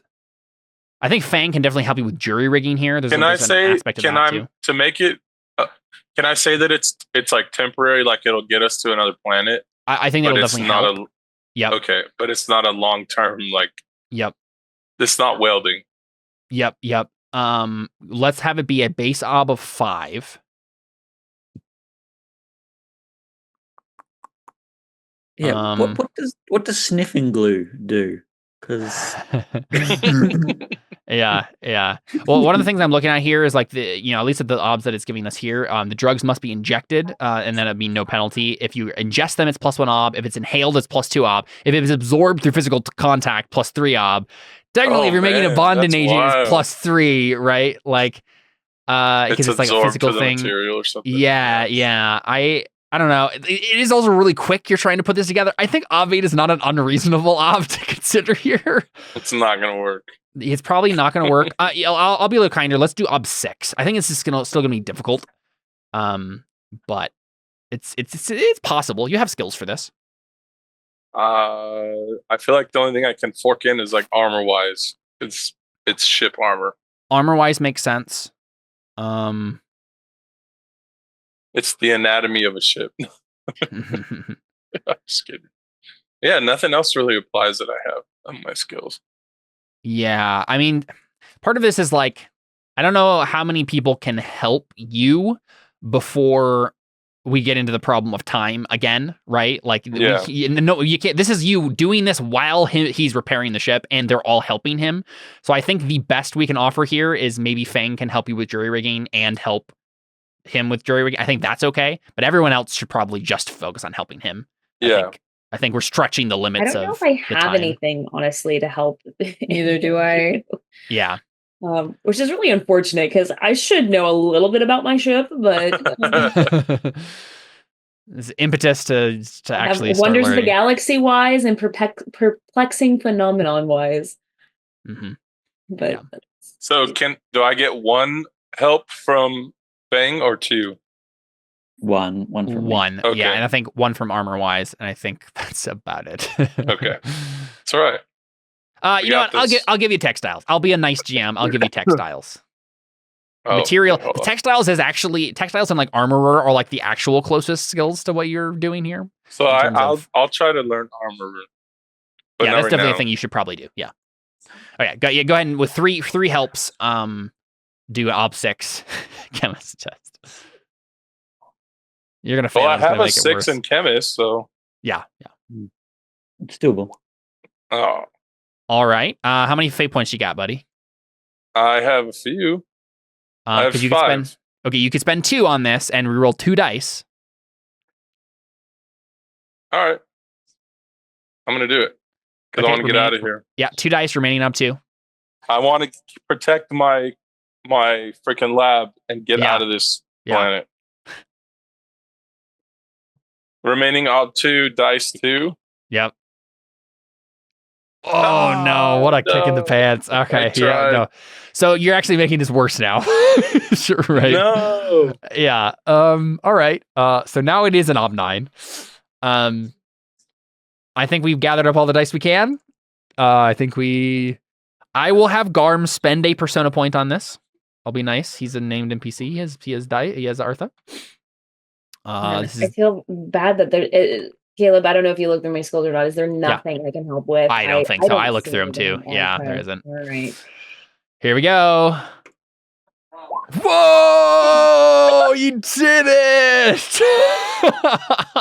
Even with the additional failure, man. That was cool. close there. Wow.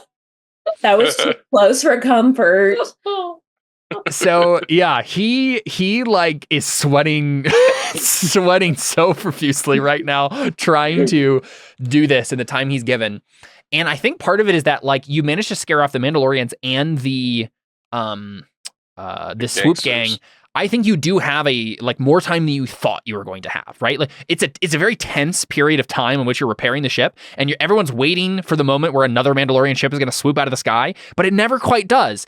And then by the time like you really know that you're testing your luck here, and you've spent way too long at this place, that's when he says like, I think I've done all that I can. We need to get out of here now, right? So Fang, reminder, you took that another Mandalorian from the group here? Is that what you did? We have one. There's like one guy in here somewhere. There's one guy. Probably will take one. Yeah, did you take the sergeant guy that you're talking to? We had the one that we pilot pulled from the speeder the first time, and then we'll grab one guy from here. I think. Okay, sounds good. You got a pilot and a sergeant. Yeah. We have 2 Mandalorians on. Oh my gosh. Well, he wants to interrogate him and stuff, right? I know.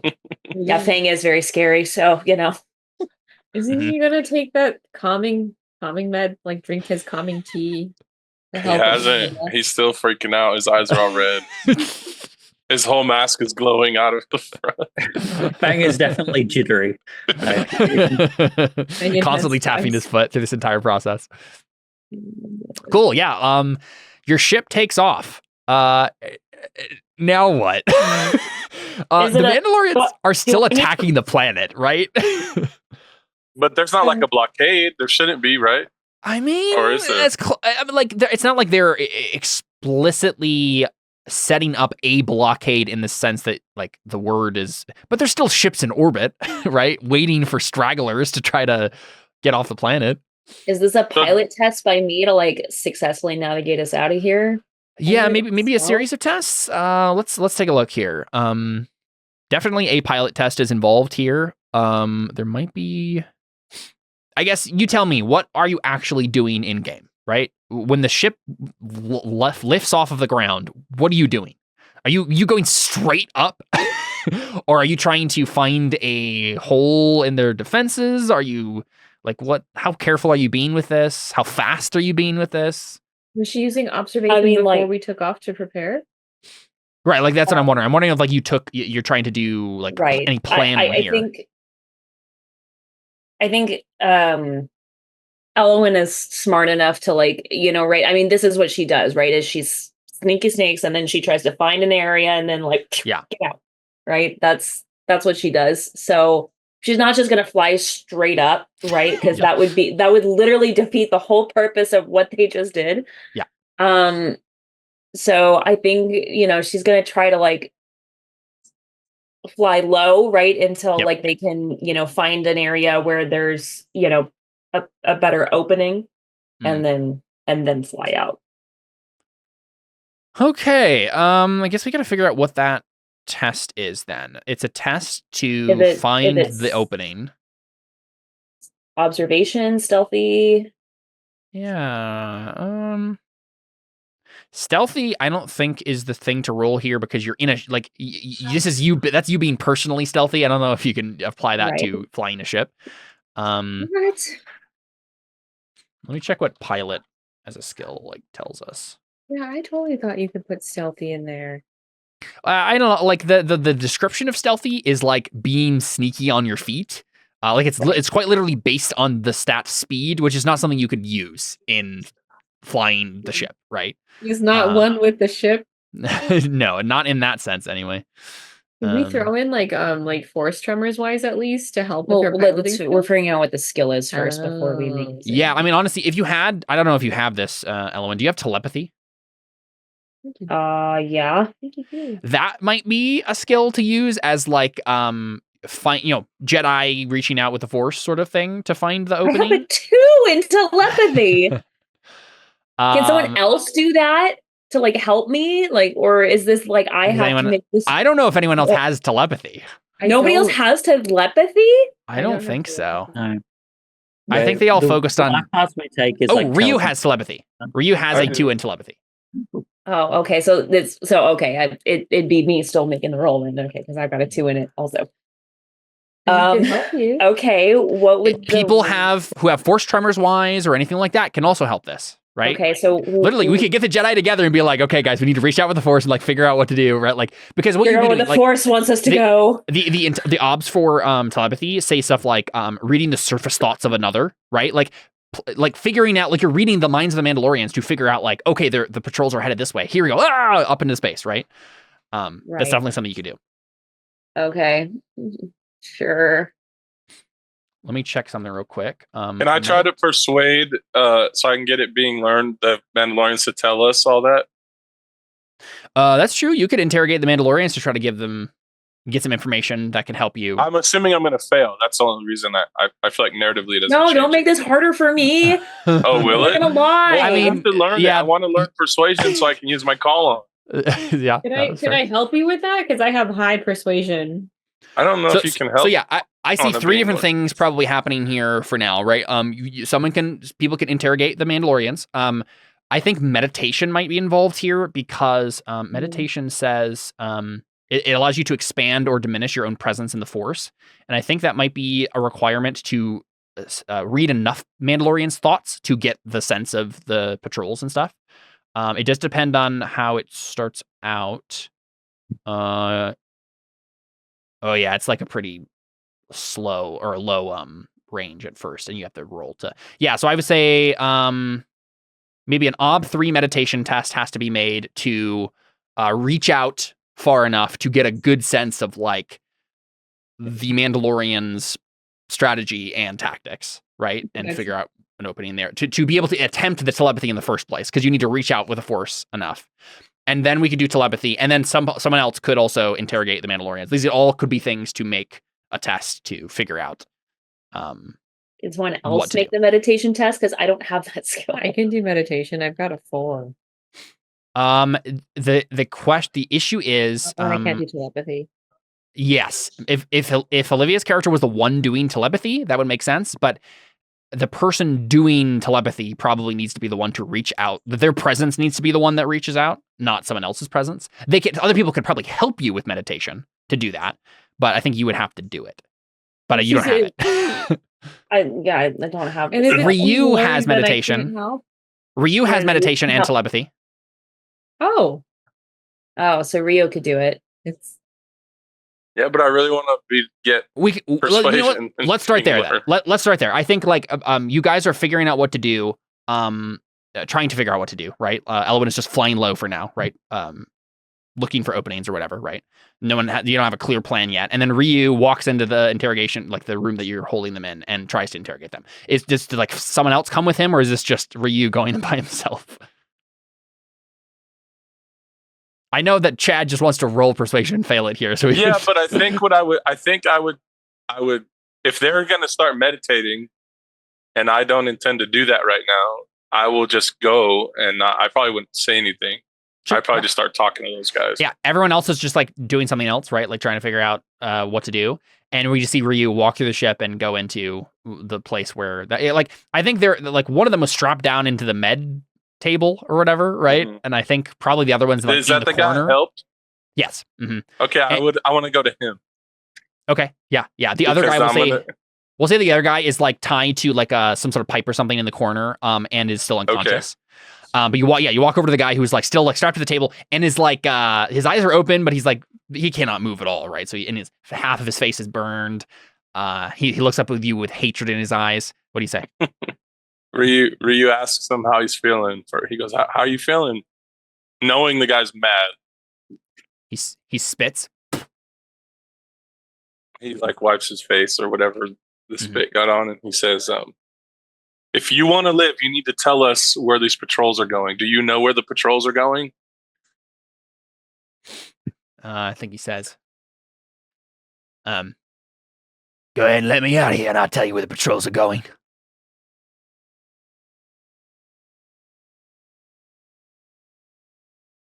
You're only alive right now because of me. We're not letting you go.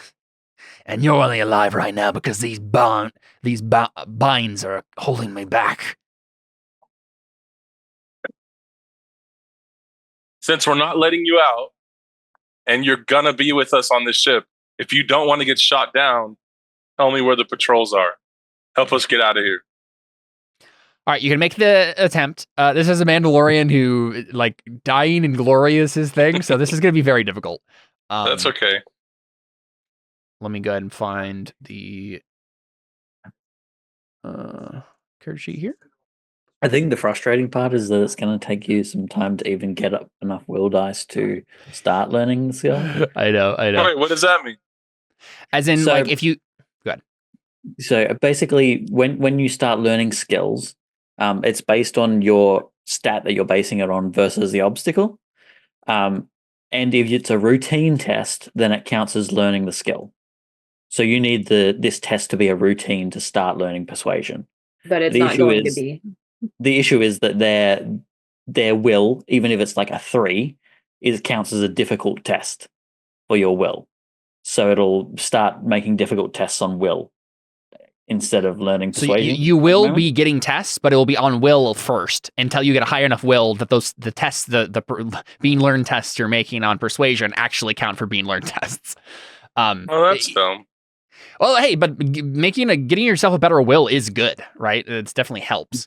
Yeah, it's just going to take longer. The best way to do this sort of thing is to like help people. Like you need 2 people who fail, who don't have persuasion to be doing this together, and then you slowly get the skill together. Maximize your chances that way. Who else doesn't have it? Do any of us have it? I think Alyssa doesn't. Jin does. Help me. I think Fang does too. Whatever. I want to do it anyways. Yeah, of course. Okay, so you're starting with a 4. Go ahead and make persuasion in there. His base will is a 4. But I think there's going to be an increased ob there because like this is just against his character. Let's make it a 6. I guess it would be make it a base ob 4 and then a +2 ob for the complication thing that'll come up. It didn't let me do because it's you'd put it in your being learned skills. Oh yeah. It's already in there, Ryu. We can disregard this roll. And at the bottom of your skill list there, being learned. Click on that. Persuasion there. Yeah, learned. I do. Yeah, go ahead and click on that, and then do that again. 4 in base ob, and then there should be another field that pops up at that point. Yeah. See, yeah. You put in a base ob 6 that time instead of base ob 2. Base ob 4. It wouldn't be 14. It would be 12. No, not even that. It would be 10. Oh, okay. Because it would be 4 doubled and then +2. I understand. Yeah. So yeah, still a challenging test. You definitely far beyond your capabilities. But you can go ahead and mark a challenging test on your will. You need 2 difficult tests, and then you can upgrade it. Sweet. Yeah, so you say that, and he basically just says, "You don't understand us Mandalorians at all. If I die, making sure that you Jedi come with me, and my brothers in arms shoot us down, well, that's all that matters." So I think that Ryu. So when Ryu's talking to him, he has this helmet off and he's holding it, his Mandalorian helmet, and he says, "Well, it's a good thing I got one of you guys' helmets, then, huh?" And then he puts it on and just leaves. He grits his teeth because he sees it's Beskar too, and he's like, "Oh, I hate you for that." Should be touching our sacred armor. I think I'm gonna make him wear the helmet almost all the time. I think that's what I'm gonna do. Know your enemy. Become your enemy. Yeah. Sure. Cool. But yeah, so I go back to where everyone's, or unless we're already all there. But yeah, I'll meditate with them and see what we're gonna do. Sure. Oh, sounds good. Yeah. Is that what we want to try to do? Meditation to telepathy, and then try to pile it out. I guess I feel like that's a Jedi thing. Makes sense to me. Okay, so I think what's happening to do it like efficiently, right, is Ryu is making the meditation roll, and then people can help him with that. Right, you're all getting together in a Jedi circle and doing some meditation and stuff. But Ryu needs to be the focus of this because he's the only one who has meditation and telepathy. So first we have an Ob 3 meditation test. Ryu, what do you have any forks that you might help here? Well, can I can I fork in telepathy No, or not? I don't think so. Okay. I didn't think so. No, I don't think so. I don't think I have anything to fork in. Yeah, I think that's true. Does anyone have Jedi anything that can Doctrine? help Can him I with? fork in Jedi Doctrine so I can meditate better? Like the Jedi taught me? I think so. Yeah, that's not a bad idea. Yeah. So I got one help so far. I've got Nice. I think you meditation. can help with meditation also. So. I can help with meditation. Nice. You all have meditation? Yeah, Jin and Gang or Fang do. Gang. I don't. Could I? Okay, so I you're don't- at I 3 don't- dice then, Ryu. Yeah, I don't think I can help with anything. The only thing I could, and this is probably more of a link test, and I don't think I want to attempt it, is like transmissions. Like, hey, we're here. Tell us a point that might be okay from up above. Right. Yeah, that would be like a separate link test. Yeah, that would probably Right, help. and try I to don't help want us. to risk that right now. So But you can Yep, help with yep. telepathy once he tries telepathy. yeah. So Yes, I you can can help help that. with telepathy later, but yeah, not this. I'm double roll. checking. Jedi Doctrine. You're not meditating right. No, well, hey, I let him help with that Jedi Doctrine. You could, Okay. yeah, All right, that's fine. Take it. Yeah, here actually you should be Well, meditating you know this what? way. I think it does. It makes sense as a fork, but I actually don't think it does make sense as a help. Yeah, Because you would have to be like telling him, and that doesn't make any sense. Yeah, this seems Yeah. weird. Yeah, Owen You'd be would do interrupting that. the meditation. yeah, I don't think that makes any sense. You're not going in the correct position. What are you doing? Yeah. Yeah. Okay, so you're making a meditation, an Ob 3 meditation test, Ryu, with 3 helping dice. You do have some fate to work with after this point, so. Hey, Got there you it. go. Yep, and you just needed to succeed on the test. You have successfully spread out your influence with meditation, like your ability to sense things far. If you would like to spend a fate, you can try to, because this was a linked test as well, right? You could try to get a bonus die for the final test that needs to be made here. As it stands, you've just enabled the next test. But if you want to spend a fate and try to get an extra success, Yeah, I will. okay, yeah, you got a couple to spend. Remaining 0? Just one. Yeah. One. Okay, Nope. yep, nothing extra there. But you don't make it worse. Cool. Yep. So that's working. And then Ryu, now you will need to make a telepathy test, which is going to be telepathy at. Okay, so you need to.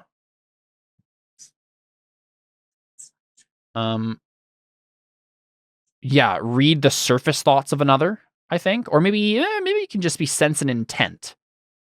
Is probably all you need. Yeah. Let's do Ob 3 telepathy test. Now that you've spread out your presence, Ob 3 telepathy test. You can't fork in meditation to this, I think, because you just like used it.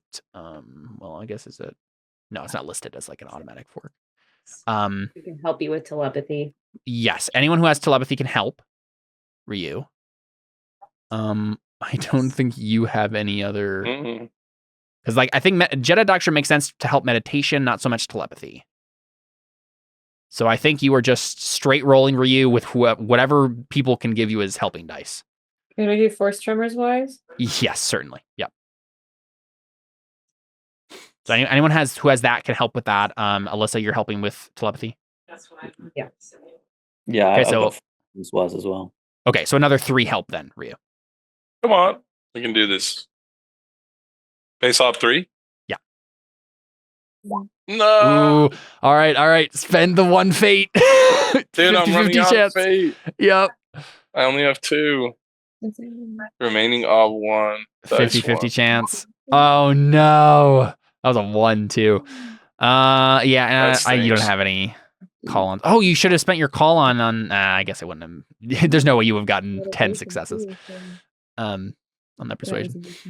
Okay, so you have failed to do telepathy. I think that what this means is this has all been linked test stuff towards the pilot test that Alyssa's going to have to make no matter what, right?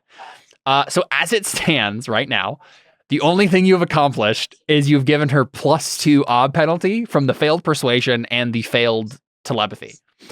So, Wait, I thought the failed persuasion was for the other one. Okay. So the idea I think there is that it was a linked test. He was trying to interrogate them, trying to get him to help. He did not get any information, which means you're going in even more blind than you were previously.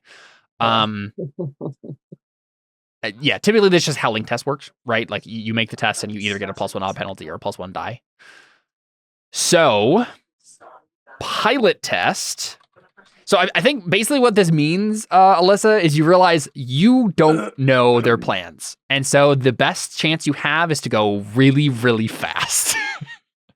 Right? Am I just going to go into light speed right away? Oh, right, yeah, that's as crazy. quickly as you can, right? Yeah. Let me... Not even wait until I am out of the service. I'm just going to... Yep. Let me find that chapter here that gives us all those. Oh, God. Vehicles. Okay. So, what you need to do, you need to go into space.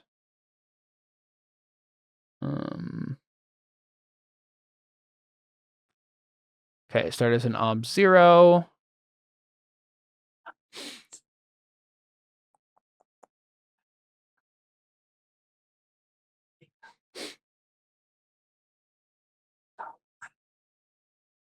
Trying to figure out what this means. Because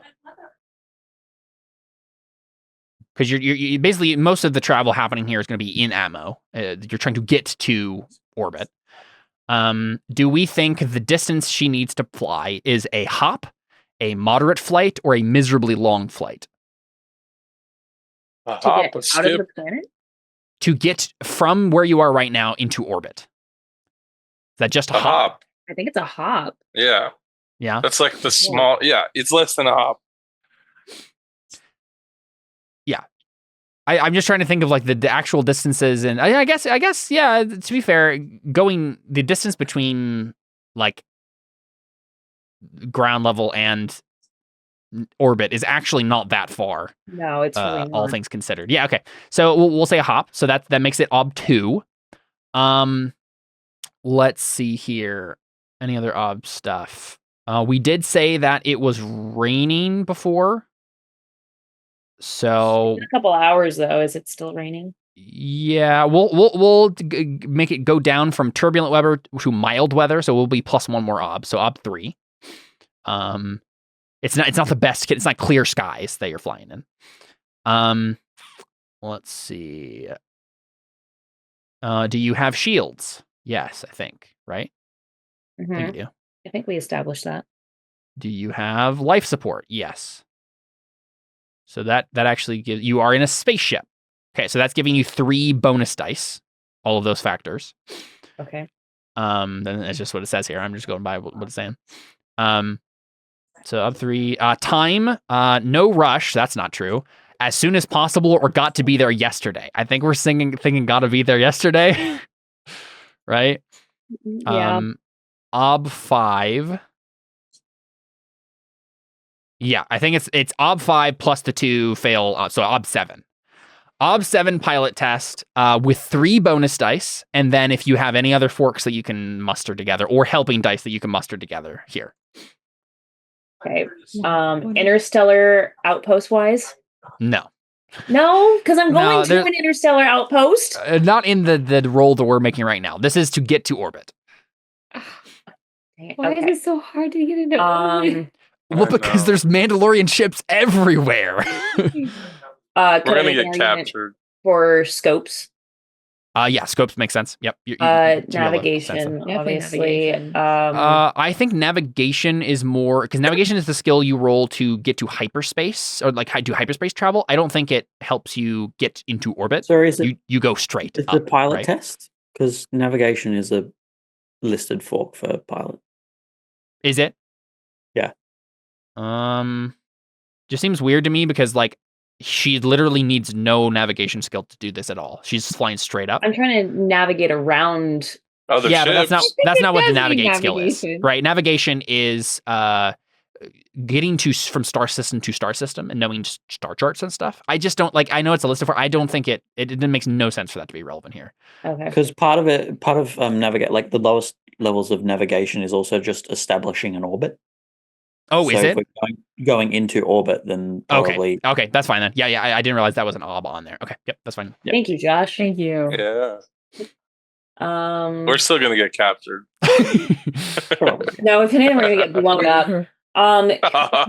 Make an argument for criminal operation wise. Because we're smuggling Beskar off planet. Oh yeah. I will give it to you because you've likely done this sort of thing before. Sure. Before. Yeah. Excellent. Okay, I think that's all my forks, so I think that's what I got. Yeah. Okay, so does anyone have helping dice that can be given to her here? My first mate certainly should. Yeah, I'll take a look at Garrel. Garrel has at the very least he has comms chatter wise. Yep, that's the only thing he has. Comms chatter wise. Yeah, he doesn't he's the guy who fixes the ship. He's not like I don't think hasn't been on a ship very often. Okay. Like his life paths are being on Terrace. Right, that's fair. He has mechanic and shipyard. Well, he's probably fixed a lot of ships, but not actually been into space himself. This might be the first time he's ever been in space. Right? Like I've been in a lot of ships. I pilot a lot of ships. I have no clue how to fix it. This is why you guys are good together. Right. What about your other dude? The other guy. Oh yeah. Scrap mine. Oh yeah, in Garm. In Garm. And then could I fork in contested sector wise because we're trying to get out of a contested sector that's currently under siege? Sure. Yeah. Yep, that helps. Okay, so let's see. Okay, so I've got 6, 7. Can we give her one of Fang's commatives as a help? I don't think that's what it does. Okay.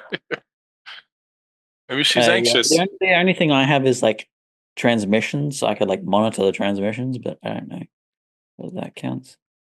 Yeah, I have. I think it's fine. I think let's say that's yes, because like this is an more abstract thing. You're using everything you have at your disposal to try to, hack into their transmissions, do whatever you need to do. I'm fine with that, especially because I gave Garrel comms chatter wise. I think that's part of what's happening here. He's trying to monitor the. Oh, you did give Garrel. I did. Yeah. Oh, okay. So then, okay, I think I got 9. Then, can I fork in transmissions? Because I have that. That's fine. Yeah. Okay, 10 then. Okay. We could still lose. What about Garm? Can he help with anything? Oh yeah, let me check. I don't think he does. I don't have anything. He has drinking. No, he doesn't have anything else. Nothing about smuggling his stuff. Why? No. Yep. And I am being kind to you giving the transmissions. I probably should make you do link test for that, but we'll give it to you. That's fair. Okay. So I think I've got 10 advantages. I did my calculation correct. So I've got 15 dice. Like this is not looking too bad against kind of a 50-50 chance, kind of given the dice. Knob 7. Yeah. Okay. Around that. I think I have a. Do I have a call-in trait for pilot? I think you do. I do. I don't think I do. Do I? I think you do. I believe it's nimble. Yep, nimble pilot. I do. Okay, all right. So 10 dice. Against an odd 7? 7. Mm-hmm. Nice. Yay! And honestly, even without the extra dice I gave you for the like comm stuff, I think you still would have gotten it, right? You still would have gotten that 7 successes. So congrats. Good job. You didn't even need to use your call on. I mean, this is the thing, right? This is Elowen's whole thing. This is her whole shtick. This is what she's good at. Would you like to describe for us, Elowen, how this looks when you this is we've seen so many of these types of scenes in Star Wars movies before. This is obviously a longer drawn out sequence where we see the ship darting in and out, and like barely managing to escape the things that are chasing you. There's definitely a moment where what's his face? Garrel has to get on the guns, right? And have to ward off some Mandalorian ships who are on your tail. How do you do it, right? How do you pull this off? Yeah, that's a great question. Any particular strategy you're employing? I mean, I think that, right, the strategy still stands, right? I think that she was, lying low, trying to be, stealthy and like, okay, let's try to find like an opening. And like, it probably took several minutes, right, for, Ryu to do the stuff. And she's like, okay, is there an opening? Like, when can I go? Like, because at this point she's getting like anxious kind of a thing. But, she's like, okay, let's stay calm. And then eventually, as he's just like, I don't know, like, oh, like, I think, right. Well, the failed test is that he's like, okay, I think over there, right? And she's like, you sure? Okay, I'm trusting you, man. And then I think what she tries to do is at that point where she tries to be like super slow, and then all of a sudden she just punches it, right? And then that's where like they're just like, whoop. Yeah, and then we see this. There's an awesome shot where you punched it, and you see you rocketing up through the atmosphere, and we get a long shot, and we just see Mandalorian ships like coming in like a reverse waterfall, flowing up, chasing you up into orbit, right? And there's just fire going on, ship fire going off, cannon fire, and you get to orbit.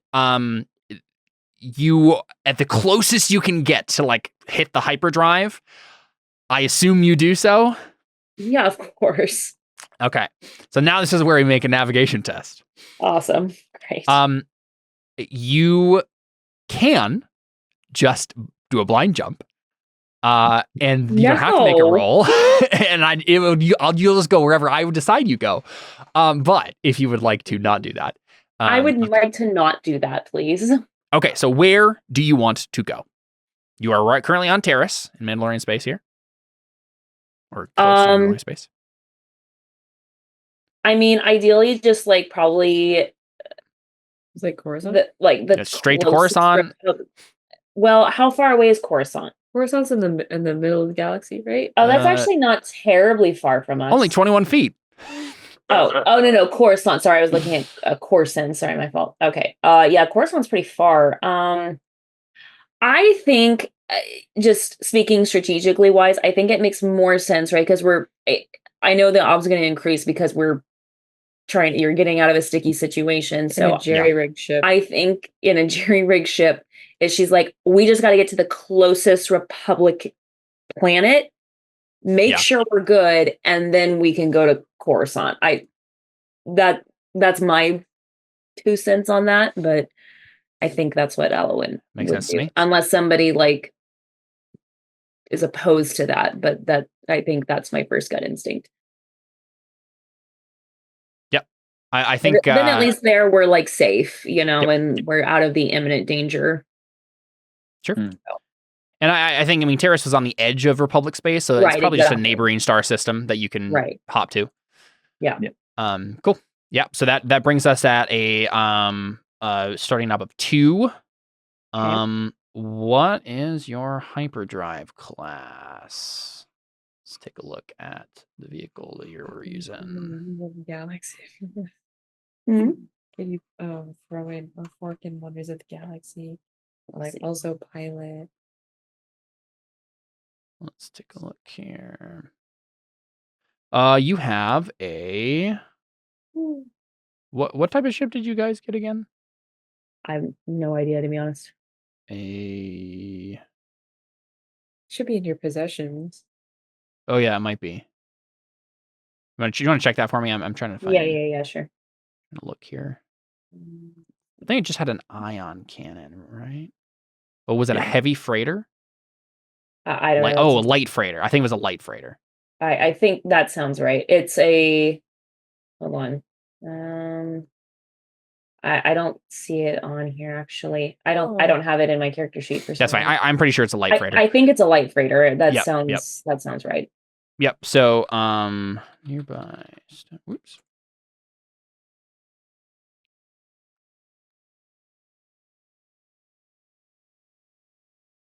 Come on. Here we go. So that you basically your hyperdrive that's listed there does not give you any bonus dice to this, but it doesn't give you a penalty either. So I think it's just an ob2 navigation test. I think I'll give you a. Oh yeah, because there's still the all modes of travel have like a. You need to got to be there yesterday. Yeah, so it's gonna be an ob4 navigation test. You have to do it really, really quickly. Right. Okay. Got it. Okay. Are we on an established timeline? Well, as in, like, she's trying to do it as quickly as possible because otherwise, yeah, but there's bonuses in the navigation skill about navigating via established hyperlanes. So, right. I'm looking at the vehicular travel obs, which is also lists navigation as a thing that matters. That you look at there. Okay, cool. I was looking at something else. Let me take a look. This I don't know why there's two different things that tell us this. Yeah, neighboring system on 3, green sector, squadron. Yeah, I'm gonna say ob4 based on the other obs I was looking at. I think that makes more sense for like the quick turnaround we have to do here and how stressful it is and all that jazz. Yep. Okay. Okay. Now can I fork in interstellar outpost? Wise. When am I ever gonna fork that in other than when you go to an interstellar outpost? That's where I'm going. Sure. I'll give it to you. Right? Like, am I not? Yeah. Go ahead. Okay. Does navigation list any other thing? No, calculation is the only thing it lists as a fork. But you do not have that. Oh man, yeah. Can I really not fork? I guess I can't fork in pilot. That would right. No, I don't think so. Yeah. Maybe transmissions. No, I don't think so. No, so like. We can look at other people's skills though too, and okay, so we can get some help. Wonders of the Galaxy wise, perplexing phenomenons wise. No. Let's see here. Geralt doesn't have anything. Scrap has circuitry. What does that do again? Beep beep boop. Assemble a horizontal. Yeah. I'll let Scrap help you with his circuitry. Okay. You the classic thing where the droid is your co-pilot and is helping you, right? R2D2 style, helping you do your stuff. Cool. I don't believe Garm has anything helpful though. He's pretty useless. That's at this point, yeah. I mean, stuff. He did everything he can do, so. Yeah. Hey, he has spaceport wise. If I'm giving you interstellar outpost wise, I'll give him spaceport wise. All right, I'll take it. All right. I think that's it. 3 then. Okay. All right. So I've got 3 help. Yeah, help forks. I think I'm going to spend a persona on this. I really want to make sure we get out of here. Yeah. Do you only have 1 persona? I have 2. Okay. So yeah, I'm okay with spend one of your lives. Cat or something. It's okay. You're meant to spend it on like these really intense roles. So I've only got 3 in navigation. So this is making it much 7v4. So ouchie. Yeah, it's already pretty dicey odds. So get it. Just make the roll. Hey, right on the money. Nice job. Hey. All right, cool. Last shot we get is the fading stars as hyperspace is activated and the stars whiz past you. And you guys go into hyperspace and Guys, escape. let's not make a habit of that. Escape the Mandalorian threat. Good job. Congrats. I was definitely expecting something to go much more wrong there in that leg of the journey. But honestly, even if I hadn't given you the transmissions chatter stuff, I think you still would have nailed it. Yeah, well, I would have had my call on too. So Yeah, that's true. Yeah. I think you're. I didn't realize how many I had. Like, I was like, oh wow, okay, yeah, 10. Okay, I think we got this. We're good. Yeah. Yep.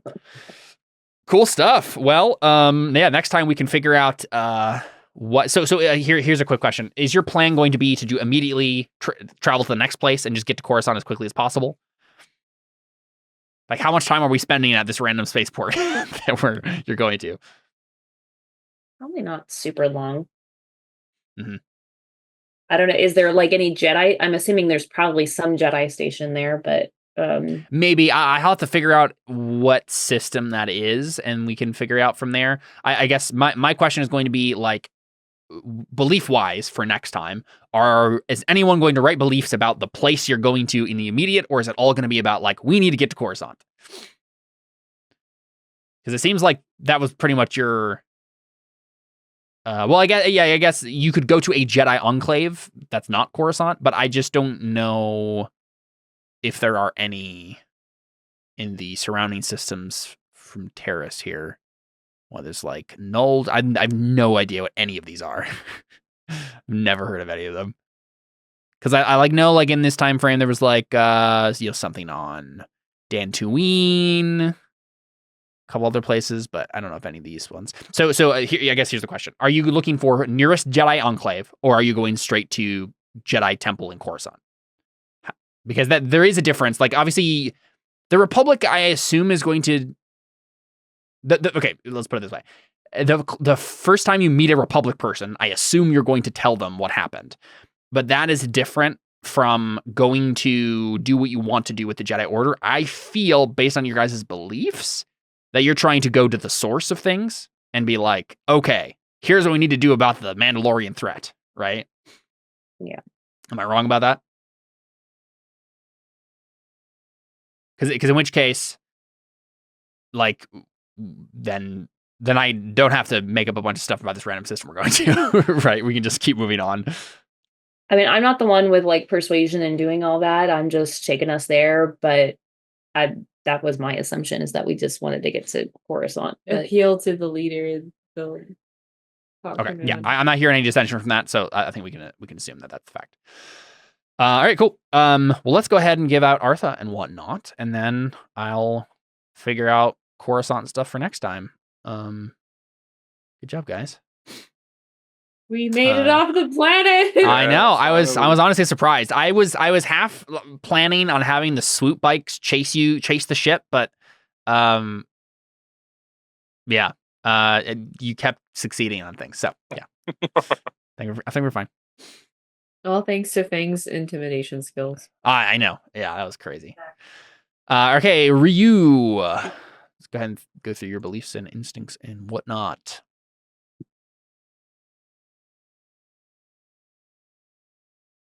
I think my third belief I worked on, or you did it. Yeah, you helped your crew find a way to escape. You protected your research and you helped your crew find a way to escape Terrace. You got a persona for that. Did you work on the other ones at all? Even in the broader sense, the Jedi is a force of good for the galaxy. I think for my first belief, my plan is to. I feel like me and Fang being together for most of this situation, has led Ryu to think that he's someone he can trust, but he's still not sure. But I haven't made that explicit in my roles or conversations yet. I'm fine giving you a fate point for belief number one. You still we saw it in the narrative anyway. It was important, and even though there wasn't a roll made, there was still progress kind of in a narrative sense made on that. I'm fine with the fate. And then what about for the third? I don't think the second one at all. Yes. But the third one, I think. So what do I get for the third one? Persona. Oh, okay. Yep. So you can add those to your pool there. And then instincts. I think that I satisfied the second instinct 2 and 3 because I checked on Elowen before leaving her because she had just gotten in a fight, or potentially, and then I tried to use science to fix the ship, but it failed. Yes, I'll definitely give you a fate point for instinct 3. The failure, it was directly responsible. This instinct was directly responsible for the failure, right? So that made it harder. So you can take a fate point there. Taking a look at your other stuff. I don't think anything else came up in like trait wise. Oh, traits? Yeah, I don't think anything No, came I didn't up. use my call on or nothing. No. Yeah. All right, cool. And then for like extra stuff, there wasn't really a humor moment for Ryu. Right skill, right time, not really. Embodiment, Mold Breaker. I don't know. The exchange between Ryu and Fang was cool, but I don't know if like Ryu got like embodiment or anything just for like checking up on Fang. So let's go to Elowen. Yee. Did you make a new ally? I don't know if you made a new ally. No, I didn't make a new ally. Just what about for instinct? I think really solidified one, right? But yeah. I think we can take a fate. You can take a fate point for that. Like you're a good pilot has connections on every planet. Was seen very prominently in this session. There's a lot of fallout from that, so you can take a fate point for it. Okay. And then I'll take it. We must escape terrorists and inform the Jedi Order of the attack. I guess I'm still technically working on that. We haven't informed the Jedi Order. But you did escape. Yes. I think it's just a fate point based on the way you worded it. Yeah. But you ensured that the ship was repaired, so persona point. We did, yay! You get your persona point back. Yeah. Got to spend Artha to make Artha. Yep. All right. I'm gonna give you a. Well, I don't know. It was fate point worthy. It was fun to see. If I think someone is suspicious, I will trail them.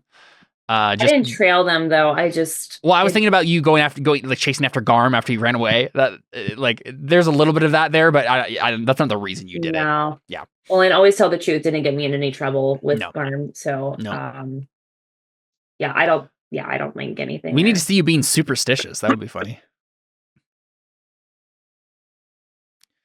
I don't see anything else there. Do we have a humor moment with Elowen at all? I don't think so.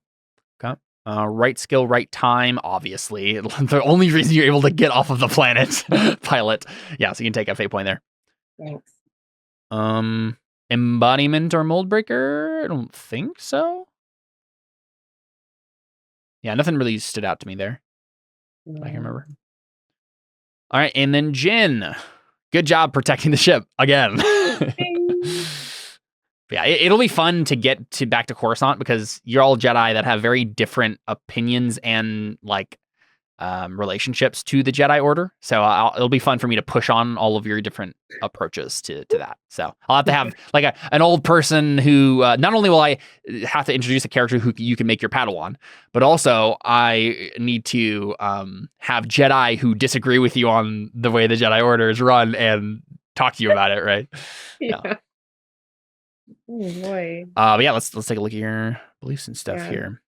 I mean, I didn't get to work on the first one, obviously. Yeah. And then the second one, I did help protect the party, the defenseless ones, and we did escape terrorists. But you have not yet appealed to the Jedi Order for action, and since that is on there, I think you get a fate point for it, but not a persona yet. Yay! At least I get a fate point, and then no two lightsabers still. Yeah, I had a thought about that, but the thing with the swoop gang just like descent. What's the word I'm looking for? I thought the leader was gonna pull out a lightsaber. I'm not gonna lie. Oh yeah, maybe so my thought there was that like maybe if something had gone more involved with the swoop gang besides just fighting them, then maybe there could have been a chance for them to be like, I'll trade. I got a lightsaber, Jedi, right? I got, but it degenerated into fighting pretty quickly. So, yeah, I mean, they were thugs. What I was gonna threaten you. That's just kind of how they go. Yeah, I don't think any of my instincts got anyone in trouble, except for just keeping people at a distance from the ship. Parentheses. Yeah. But yeah, it went really well for you though. So yeah, no real trouble involved there. I will give you a fate point for lonesome. Right, you remained all by yourself this whole session. Well, for most of it anyway. You're standing solitary guard over the ship. Someone's got to do it. Yep. Other than that, let's take a look at other stuff. Oh, I'll give you a fate point for the humor of like, well, what was the line that you said? It was like, something about us, like we're having a very yeah, exactly. We're in the middle of a conversation here. Yeah. So you take a fate point for that. I'll give you a fate point for right skill, right time. I thought it was really interesting to be like, you were guarding the ship, and not only did you have a really good lightsaber, but you also had like the warding thing that allowed you to like take no damage, and so you were just like the bulwark against the thugs. They could not get past you. Shut up, Pat. Yeah, I'll give you a fate point for that. It was fun to see, right? Because we hadn't seen that come up yet. Other than that, we got Fang.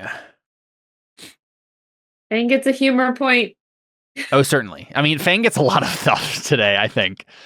Seeing Fang degenerate into murderousness constantly has been fun. Murderous intent intensify. You did assist others of the Order, right? That's the thing you've been doing regularly, Fang, so you can get a fate point there, obviously. You didn't actually interrogate a prisoner yet, but I'm assuming you're still planning on doing that next time, right? You're gonna. Yeah, still planning on that. That'll be a more long-term thing. And then you escaped terrorists but did not appeal to the Jedi Order of action yet. So fate point there.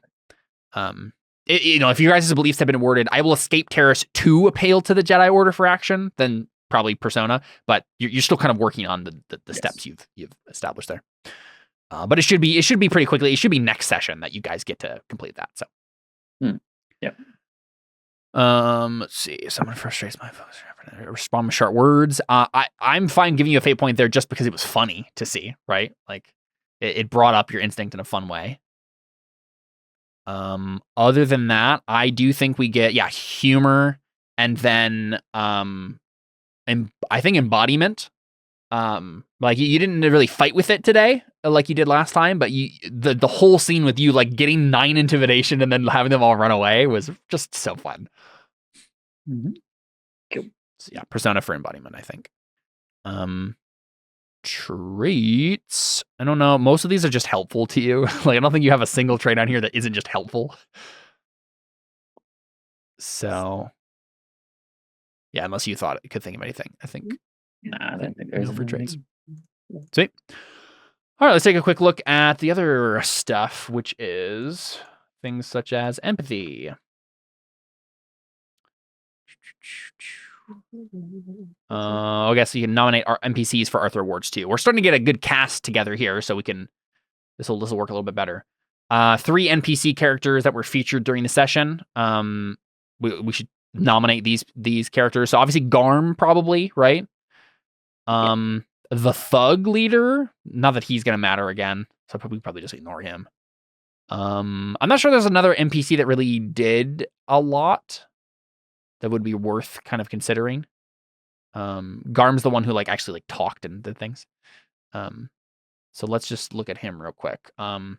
Did the NPC engage in a versus task with the player character, or by their actions or machinations set an obstacle that the player had to engage? Certainly, he gets another fate point.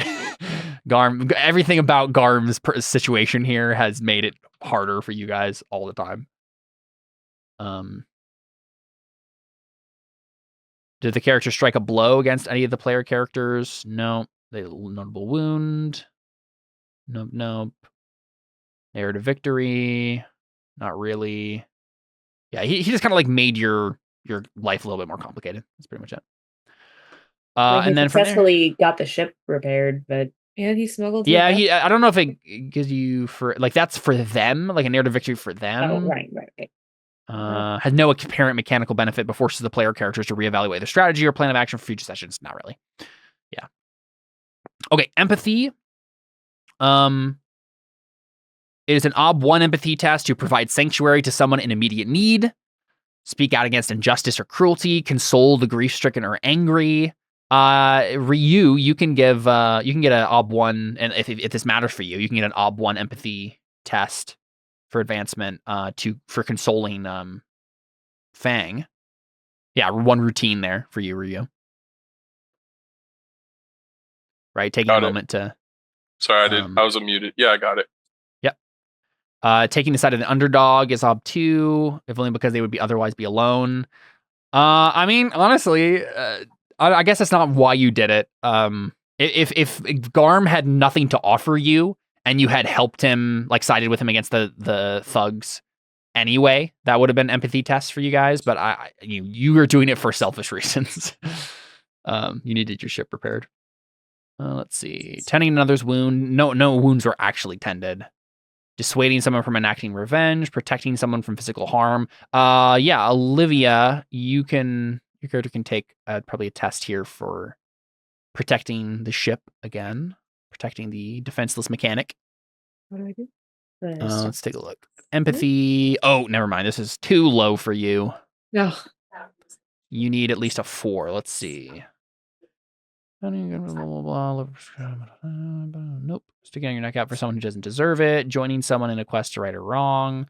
Any broken relationship, mediating a conflict, but you target person about no.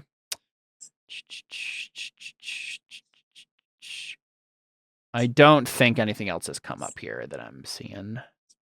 Did I happen to get any one tests for empathy? I don't think I did. I don't think so. Okay.